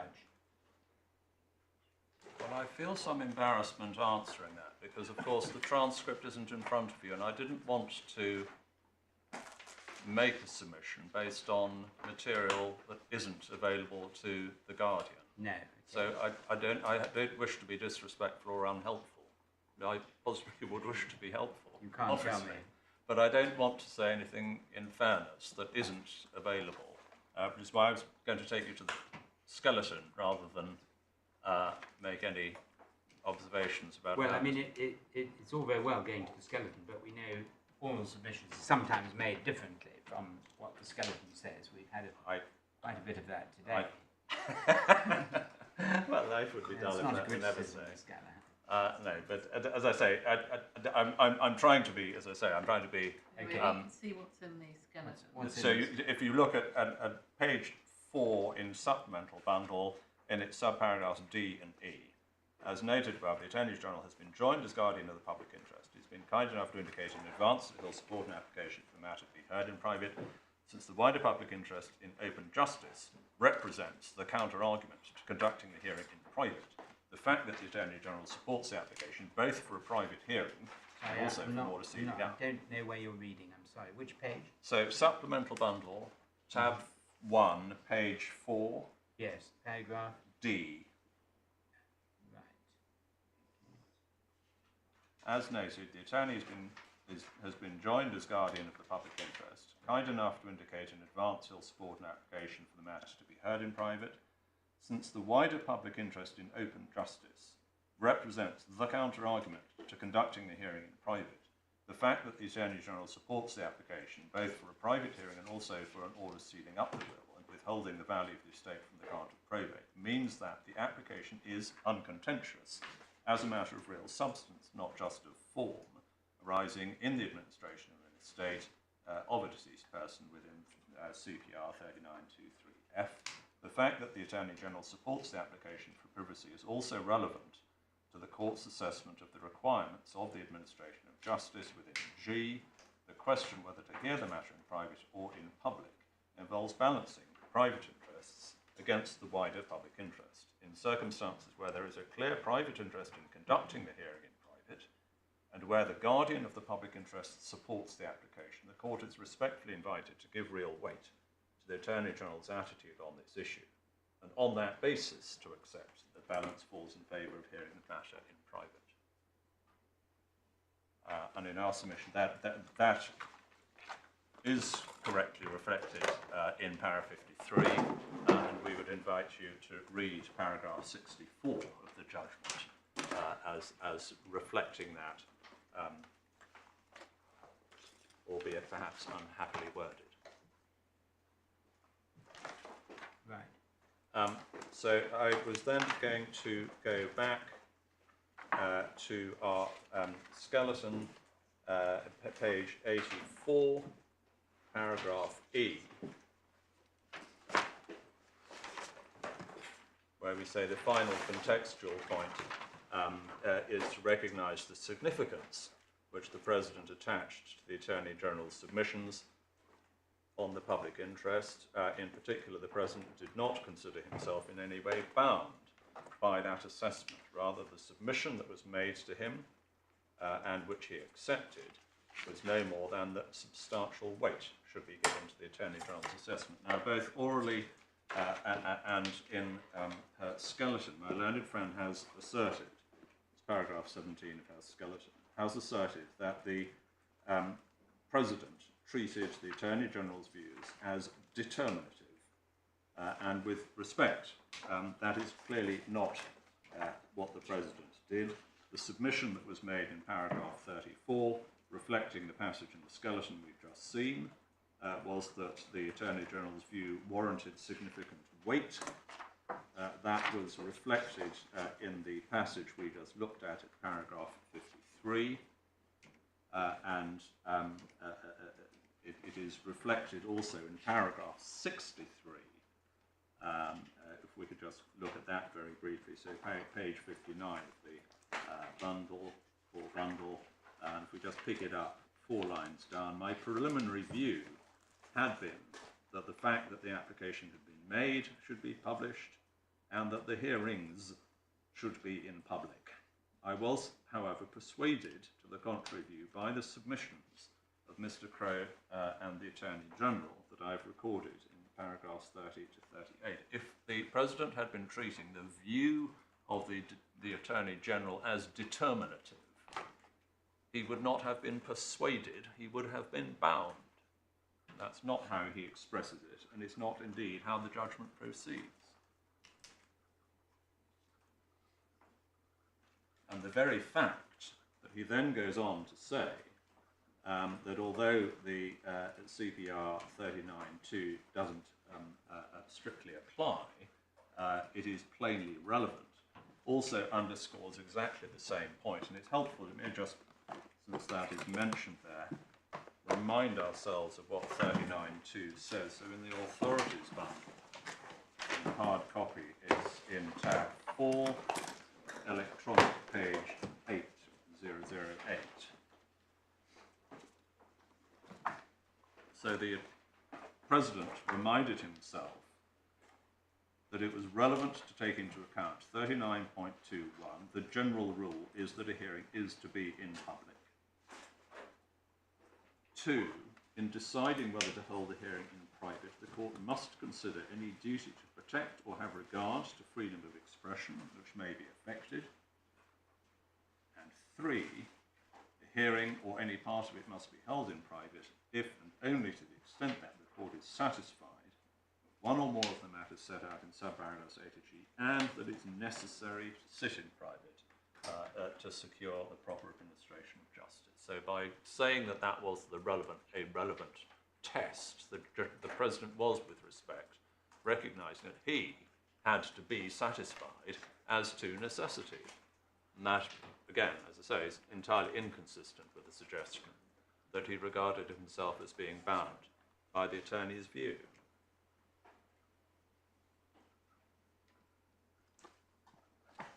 And going back to our skeleton, the final contextual point, we pick it up at E on page 84, is to recognise the, that is the point I just covered, sorry. So with what's those... the effect of he was wrong at 64 in the last paragraph to say that only the Attorney General could, as a matter of law, speak to the public interest, and therefore there was no role for anybody else who might represent the media in relation to the open justice point? What's the effect of that? Well, if by that your Lordship is asking me if that statement, so to speak, stood on its own terms, and if we just read it as part of his reasoning under 2 paragraphs, 63 and 64.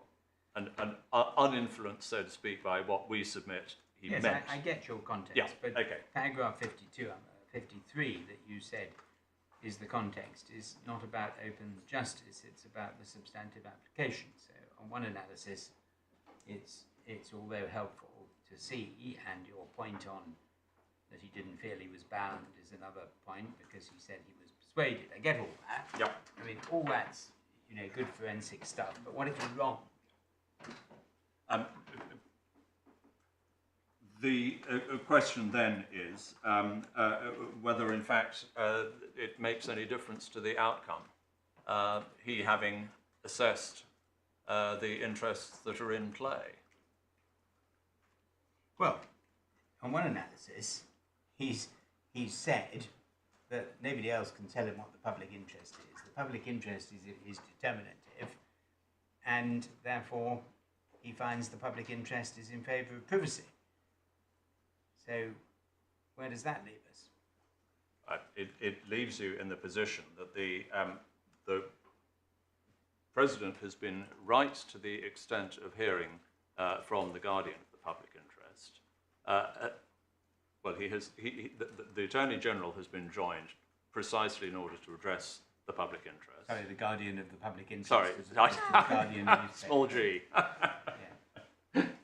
The President has been right to listen to the constitutional spokesperson of the public interest, and has balanced the relevant factors in play by reference to the relevant test applied by analogy from Rule 39. But if he got it right, I understand the 39.2 point, and I understand the persuaded point, and I understand all that, but if he got it wrong and thought that there was nobody else who could tell him where the public interest lay in open justice, and in fact the press were, at least could have been asked to express a view which he could have considered, does that jeopardise his decision? That's what I'm asking. Lord, And if not, why not? it doesn't jeopardise his decision unless a media representative comes in front of this court to say what could have been said that wasn't said, to produce a different outcome on whether or not there should be a public hearing. Well, And you see, the problem with that is that they have now come and said what they would have said in large measure. They would have said there's an overwhelming interest in open justice, and Article 10 and public interest demands open justice save in the most exceptional circumstances, and these are not they. And they wanted to be asked to tell the court what they thought on that, and that had to be balanced against what the attorney said, but it wasn't, what the attorney said was never going to be determinative. But, my lord, the importance of open justice is expressly referenced in Rule 39.2. That is, that's why it's significant that he recognised that that was a relevant factor. And the point that we make, both in the skeleton in the court below and in front of you, is that the public interest, it can never be said that anybody is right or objectively wrong on the public interest. It's a matter of assessment and judgment. So in a situation where you have a person whose constitutional role is to protect the public interest, and that person has formed a judgment by reference to relevant considerations and expressed a view, of course you could ask as many different journalists or pressure groups as you wished, and you would no doubt get a huge range of different answers. But the point is that the point of joining the Attorney General to represent and express a view on the public interest is to achieve finality. If you have joined the attorney for that purpose, the court is not then required to sort of conduct a kind of debate by inviting indiscriminate numbers of members of the media to express different views. As always, Mr. Kerr, I get all those points, and indiscriminate numbers of the media is all very powerful and persuasive and forensically important. But the problem is we have seen the authorities that say procedurally it is appropriate as a matter of procedural fairness to give the press the opportunity, either before or after, to speak about whether the open justice principle applies. And I'm thinking of BBC specifically, because that's the clearest and highest level exposition. I don't get, to be honest, very much about many of the other authorities. And that means that some steps should have been taken to notify the press, ask them if they wanted to come along, or at least, I think, list it in public so that somebody knew and could come and make the application. They weren't. Okay. Well, I'm taking everything entirely out of turn, but responding to all that. Unfortunately, you've got absolutely. a court, Mr. Crowe, Yeah. who has concerns. Absolutely. So answering that does involve, in a sense, answering, giving our headline response to both grounds 1 and 2. Yes. So the argument in ground 1 is that the President was just wrong not to allow argument from the media before a decision was taken, whether or not to hear the application and seal up the will in private. That's the argument. That argument can only work if the media had a right to turn up. It's not enough simply to say, in a large number of cases, that will be the fair thing to do. For ground 1 to have independent life from ground 2, which is the disproportionate and unfair argument, for ground 1 to have any independent life at all, it has got to be the Guardian's case. Does that matter? I realise Well, it sounds good, but what I don't understand, I don't think, whilst Miss Gallagher does say she has a right, and that may be because she has always said that. What she's really saying is, as a matter of procedure, so really grounds 1 and 2 are, you may be absolutely right, ground 1 has no independent life, but what we're looking at here is whether the judge procedurally went wrong. Okay.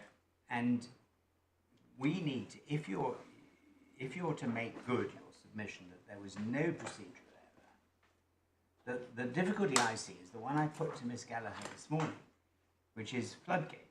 I completely understand that the minute you start and you notify, you list the application, there is going to be, whether she accepts a lot of interest or whether she accepts exaggerated language, doesn't matter. There's going to be a lot of interest, and there's going to be a number, no doubt, of hearings rather than one, which is what the judge said.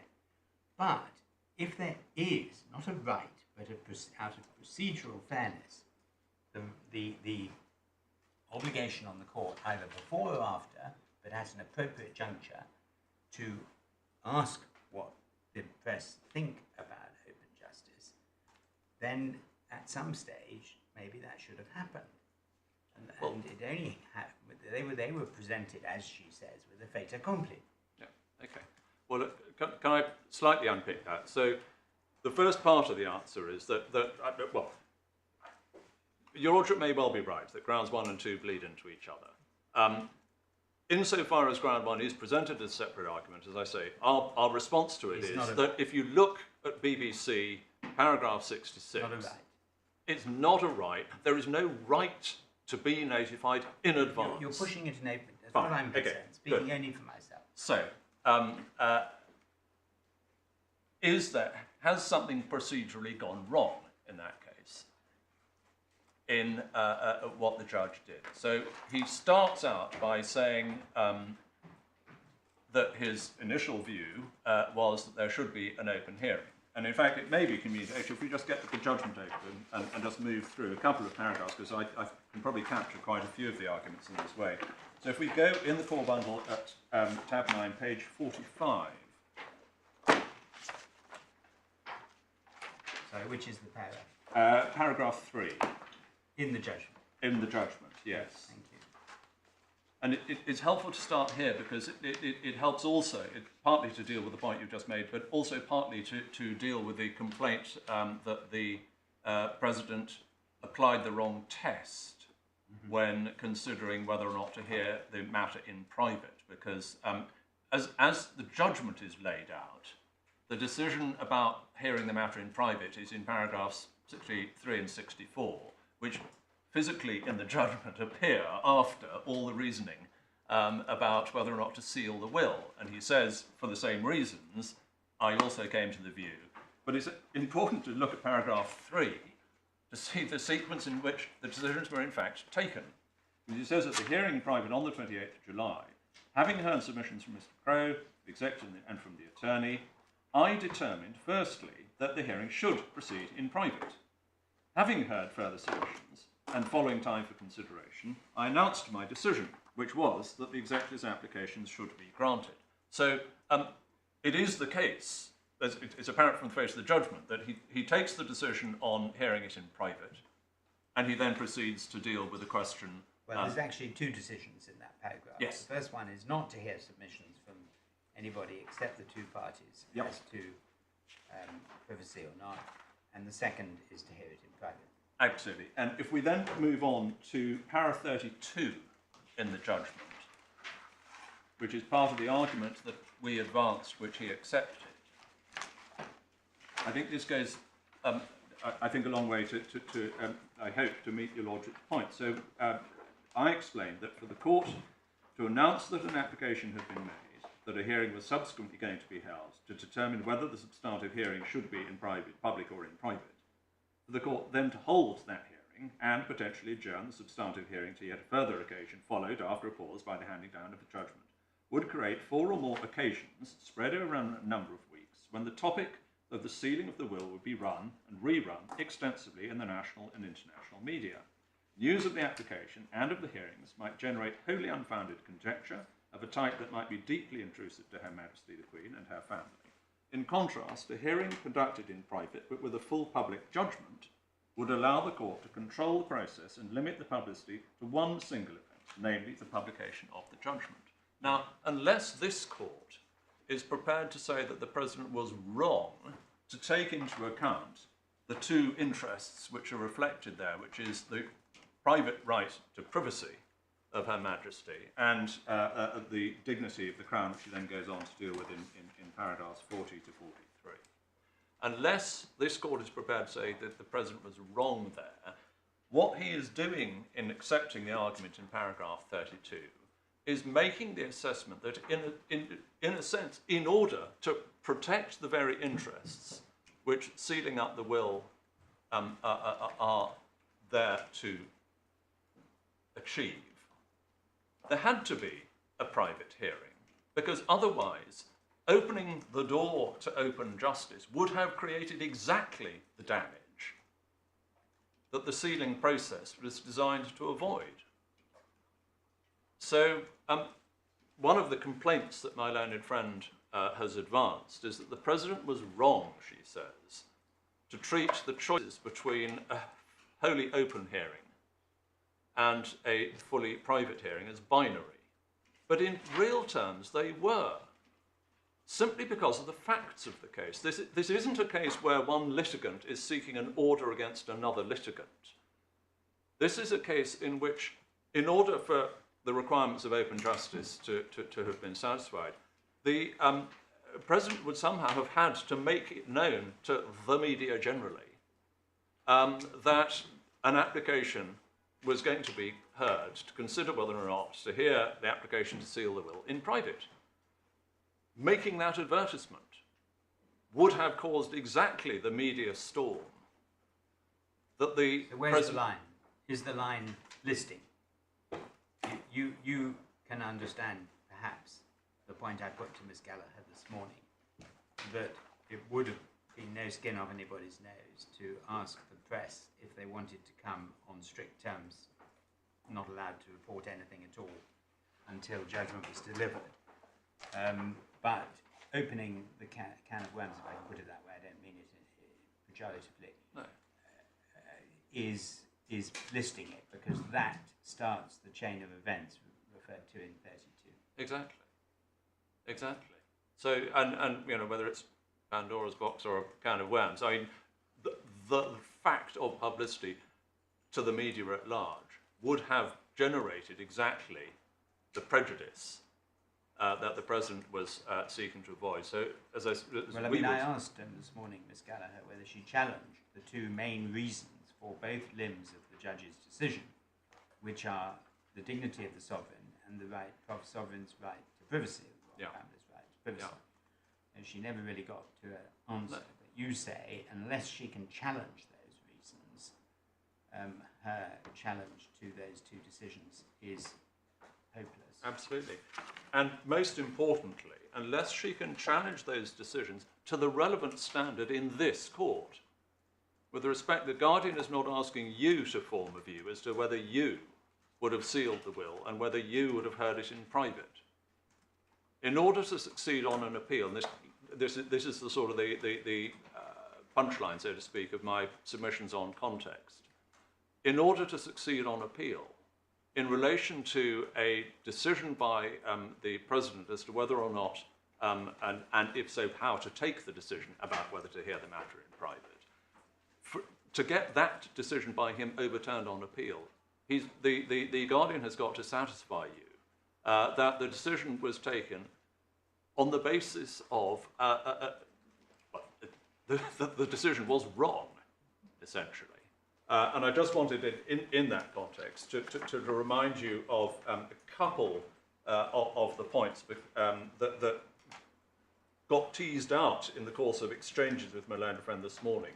And they're very closely related. One is the significance of the fact that context is everything when it comes to a decision as to what the demands of open justice are in a particular case, because the very simple and short point we would make are that the demands of open justice are not uniform across all cases. It is entirely dependent on the interests that are at play and the countervailing interests that need to be balanced. It's in the nature of any balancing exercise, and that is why the non-contentious probate nature rather than the criminal trial nature of the issue is relevant. That is why the fact that the context is in relation to the potential disclosure of a will is relevant. All those contextual matters are relevant because the question of the demands of open justice are not uniform and are context specific. And my learned friend, I think, ultimately did accept that, but I just wanted to drive the point home with two very short references. First, to the case of GNM, with the Queen on the application of GNM against Westminster magistrates, which is in the authorities bundle at tab 20. And well, we're all getting that, so the report starts at electronic page 416. You may or may not be familiar with it, but it's an application by journalists for copies of documents which have been referred to in court in the context of extradition proceedings, but not actually read out in court. So that was the context in which the issues arose. And I just wanted to draw your attention to a short statement of principle by Lord Justice Toulson, page 44, electronic page 445.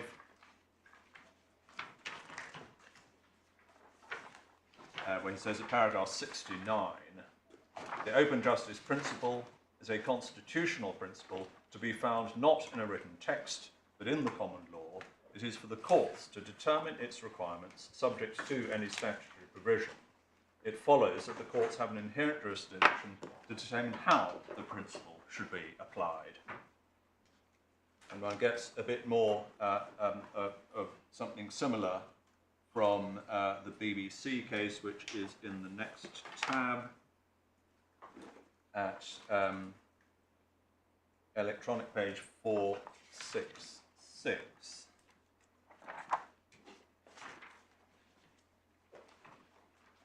Right at the bottom of 466, paragraph 27, right at the bottom of that page. Since the principle of open justice is a constitutional principle to be found in the common law, it follows that it's for the courts to determine its ambit and requirements subject to any statutory provisions. The courts should therefore have an inherent jurisdiction to determine how the principle should be applied.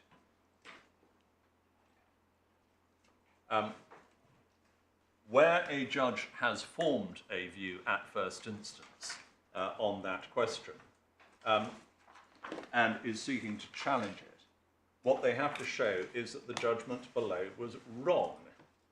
not, as I say, it's not a sort of question for you to decide sort of de novo how you might have decided it if you had been the puny judge. And one sees that from a short passage in the decision of the case of ZXC against Bloomberg, which is in tab 28 of the authorities. The judgment starts at page 580. And I was just going to draw your attention to some passages at page 619, electronic page 619. This is the Supreme Court looking back down at the Court of Appeal decision, and if you just pick it up at para 155, it says, in such circumstances, the Court of Appeal was clearly correct in concluding that there was no error of law in the judge's approach. As Lord Justice Simon stated, paragraph 134, although there was no claim for breach of confidence, there was a substantial blah, blah, blah, the details don't matter. But then at 156, Lord Justice Simon was here referring to the judgment of Lord Mance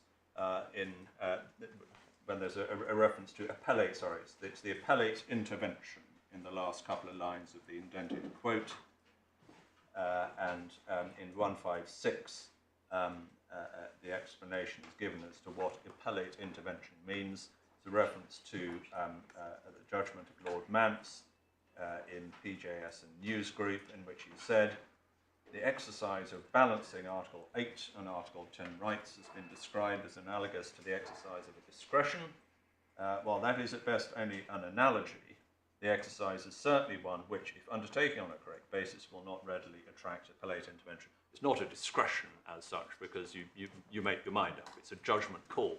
But because it's a judgment call, in a sense, it is substantially treated in the same way at appellate level as a discretion. Because as the problem with that, Mr. Crowe, I mean, obviously it's all very attractive, but the problem with that is that if the judge was wrong as a matter of procedural fairness not to call for any submissions, and then the fact that he exercised his discretion without the benefit of those submissions in a particular way, and I mean submissions as to whether the hearing, the original hearing, the first hearing about publicity, whether they should be allowed to say something about publicity at all. Well, with respect, Lord, that isn't a problem for the argument I'm presenting, because the argument that I'm seeking to advance is that if one looks at the concern expressed in paragraph 32 of the judgment that there would be a media storm if there was a public announcement of a proposed argument as to whether or not the argument on the sealing of the will should be in private. If you accept that, and you accept the factors that went into that decision, which were right to privacy and the public interest in the dignity of the head of state, there's no error of law in any of that. If you accept those, then the logic of not giving the press an opportunity to attend, precisely because giving them that opportunity would be self-defeating, it would cause the media storm that the President was seeking to avoid, that produces the result which the President adopted, entirely independently of whether he was legally right, if you read paragraph 65 as meaning exactly what it says. So the argument I'm advancing now is based on the submission that the President was right to take into account those two factors of right to privacy, dignity of the head of state. Unless you, with respect, are prepared to say he was wrong about that, the logic of not advertising, of not giving the press an opportunity to turn up, simply follows. Well, at the moment, Miss Gallagher has not really said he was wrong about that. She hasn't addressed those. No, well, that's one of the problems of the whole appeal, because you are listening to a complaint on purely procedural grounds in relation to the making of a substantive decision which itself hasn't been impugned. Now, Malone Friend did her best to deal, it's not her fault, with respect, it's the client's position of bringing an appeal on purely procedural grounds in relation to a judgment the substance of which has not been attacked. Now, all sorts of submissions have been made about, well, we haven't seen the full skeleton and there's lots of redactions there and so on. But what you appeal against is a judgment. Well, you appeal against the order justified by the judgment. They've got the order, they've got the judgment. If the Guardian wished to say that there was something substantively wrong in that, they should have been on their front foot and up front in saying so. They haven't. What they are clearly willing to do is to willing to wound procedurally, but afraid to strike substantively. And in our submission, this court should not be left in that position. It is an utterly barren procedural appeal. And it doesn't even have, the last sort of fig leaf that has been applied, is to suggest that this will have some sort of precedential value for a future application.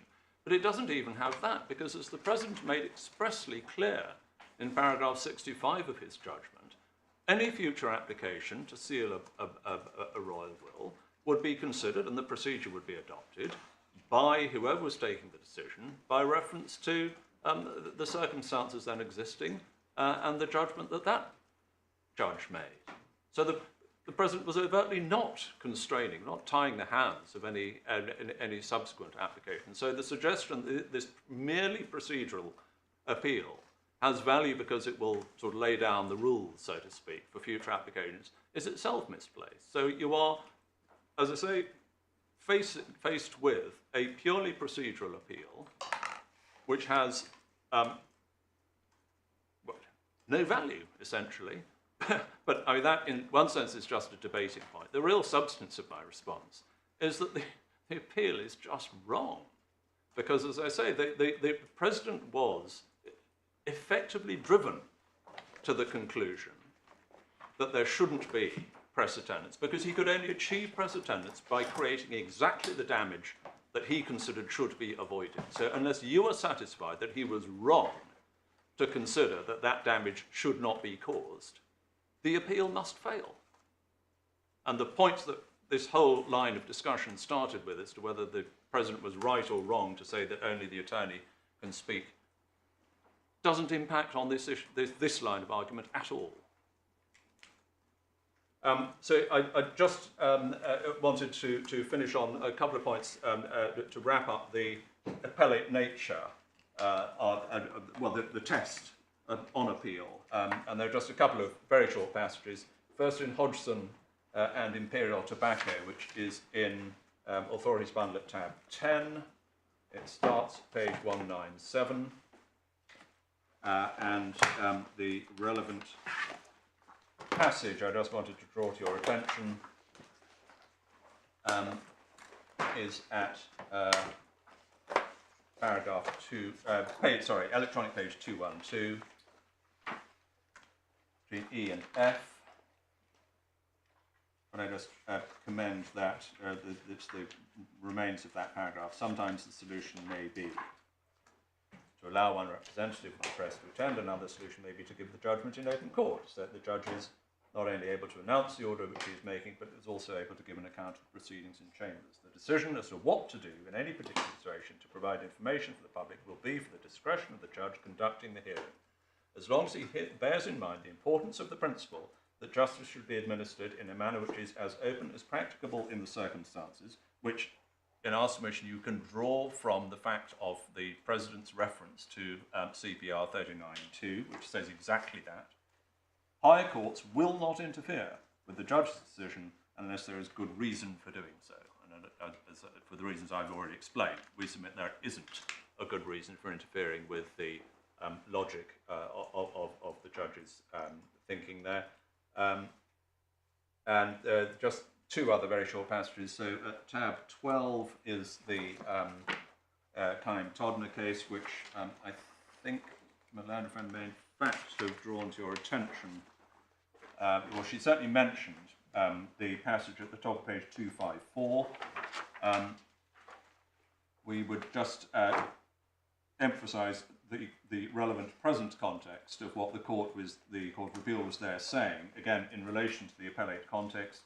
Sorry, which page you So electronic page 254, and it's numbered paragraphs 3 and 4 at the top of the page. While Viscount Haldane in Scott emphasised that the limits to the exceptions to the general principle that proceedings should be conducted in public would not depend on the individual discretion of the judge. There are an immense variety of situations in which it is appropriate to restrict the general rule. These situations depend very much on their own individual circumstances. So if a judge adopts the correct approach in determining any particular application indicated by the passages from Scott and the Leveller, the Court of Appeal will not interfere with the decision of a judge on an issue of this nature. The fact that the outcome usually depends on the assessment of the judge of the particular circumstances of a case explains why no consistent pattern can be identified by examining cases where courts have made or declined to make an exception to the general rule. So that, again, in our submission is worth just keeping in mind. And it's a helpful warning against the risks of trying to read across from one context where the court has said, well, here it was important to allow open justice, to try and suggest that there is some uniform rule that should be applied in our case. And the last point, which just most specifically relevant to the deference with respect that an appellate court should show to a particularly experienced tribunal in relation to the kind of issue in question. And one could hardly imagine anybody more experienced in deciding questions of privacy or not than the president of the family division. If we just look briefly at one of the Al Maktoum and Al Hussein judgments. So Authorities Bundle tab 23, which starts at electronic page 497. If I could just draw your attention to electronic page 507, paragraph 42. It's convenient at this stage to state the principles governing an appeal from a decision, whether or not to publish a judgment handed down in private. In PNM and Times newspapers, which concerns an analogous kind of decision, lately Justice Sharp said the task the judge had to carry out was an evaluative one akin to the exercise of discretion. This court will not interfere unless the judge erred in principle or reached a conclusion which was plainly wrong. That is, one outside the ambit of conclusions which a judge could reasonably reach. Likewise, in JIH News Group, this court had to consider the test applicable to an appeal against the order of a judge granting a claim to anonymity. Lord Neuberger, the then MR, said, while that decision did not involve the exercise of discretion, it involved a balancing exercise, with which, at least as a matter of general principle, an appellate court should be slow to interfere. When considering an appeal against such a decision, an appellate court is normally exercising a reviewing function and should not allow the appeal unless satisfied that the judge was wrong. As I said in Flood and Times newspapers, where the determination is a matter of balance and proportionality, it is, generally speaking, difficult for an appellant to establish that the judge has gone wrong. All the more so, whereas here the judge is very respected and highly experienced in the particular area of practice and has given the issue very careful consideration. And that, in our submission, applies with real force in the circumstances of this case. Lord, my ladies, I was just tracking our skeleton. I'm entirely happy to finish whenever the court would wish. We didn't have to finish till 4:15, Mr. Clare. No, I certainly wouldn't suggest that we should do that. Picking it up then at paragraph 4 of our skeleton, so electronic page 84. And just finishing with the sort of the introductory points before we actually engage with the grounds, although we've had quite a bite at the grounds already, so that it may not take as long to get through those when we get to them.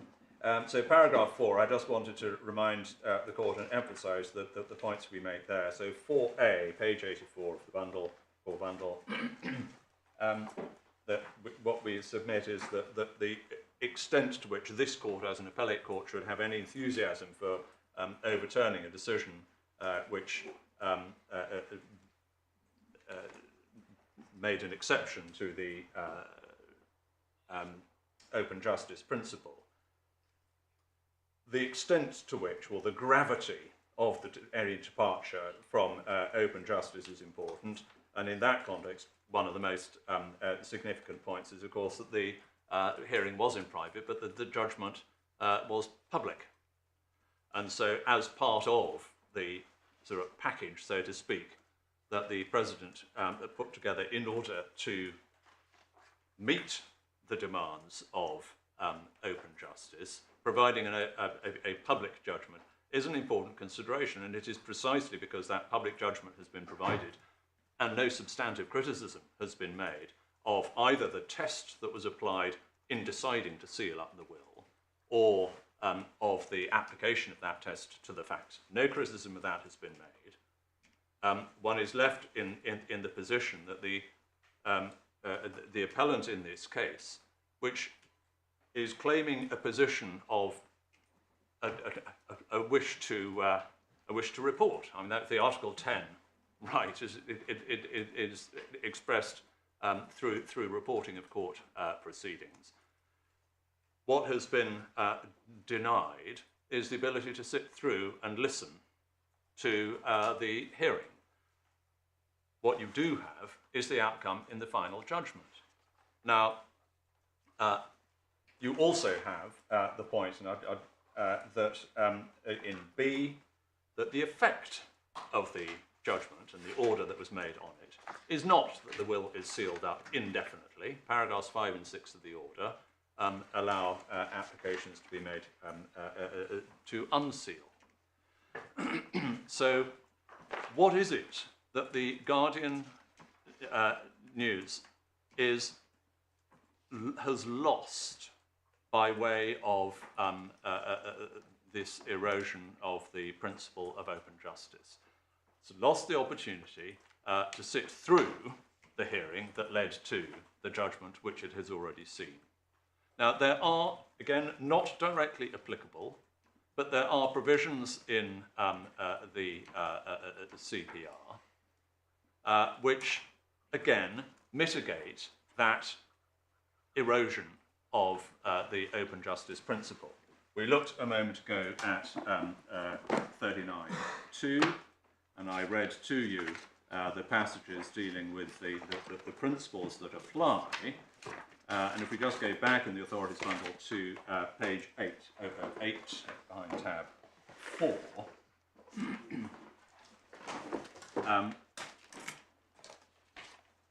under 39.25, towards the bottom of the page, unless and to the extent that the court otherwise directs, where the court acts under paragraphs 3 or 4, that is, a hearing in private or anonymity, a copy of the court's order shall be published on the website, which may be found at blah. Any person who is not a party to the proceedings may apply to attend the hearing and make submissions, or apply to set aside or vary the order.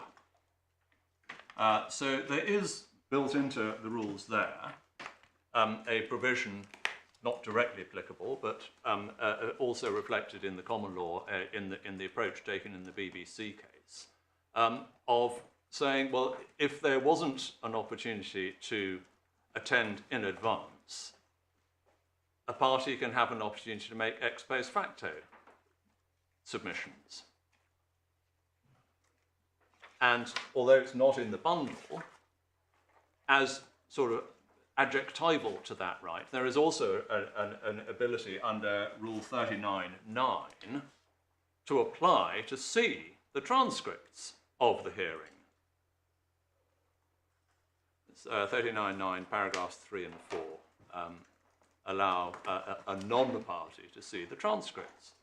Now, all of those are avenues that are open. Whether or not they'd have been successful or not is entirely beside the point, but they are relevant as part of the context in which this court is being asked to take an entirely dry procedural appeal.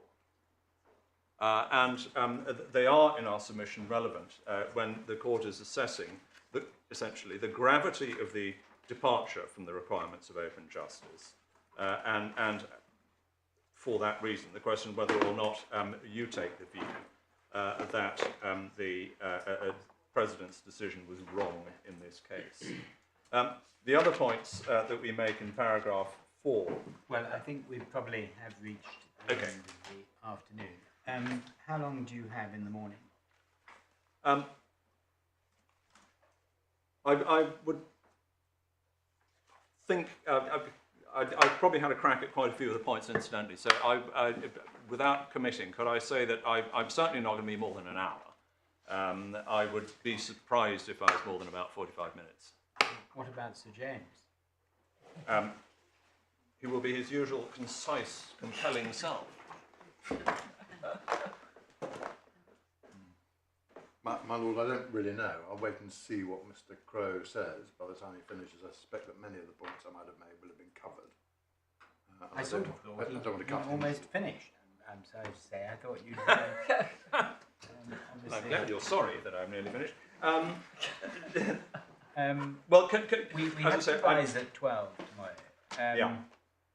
Miss Gallagher, what are your estimates for reply?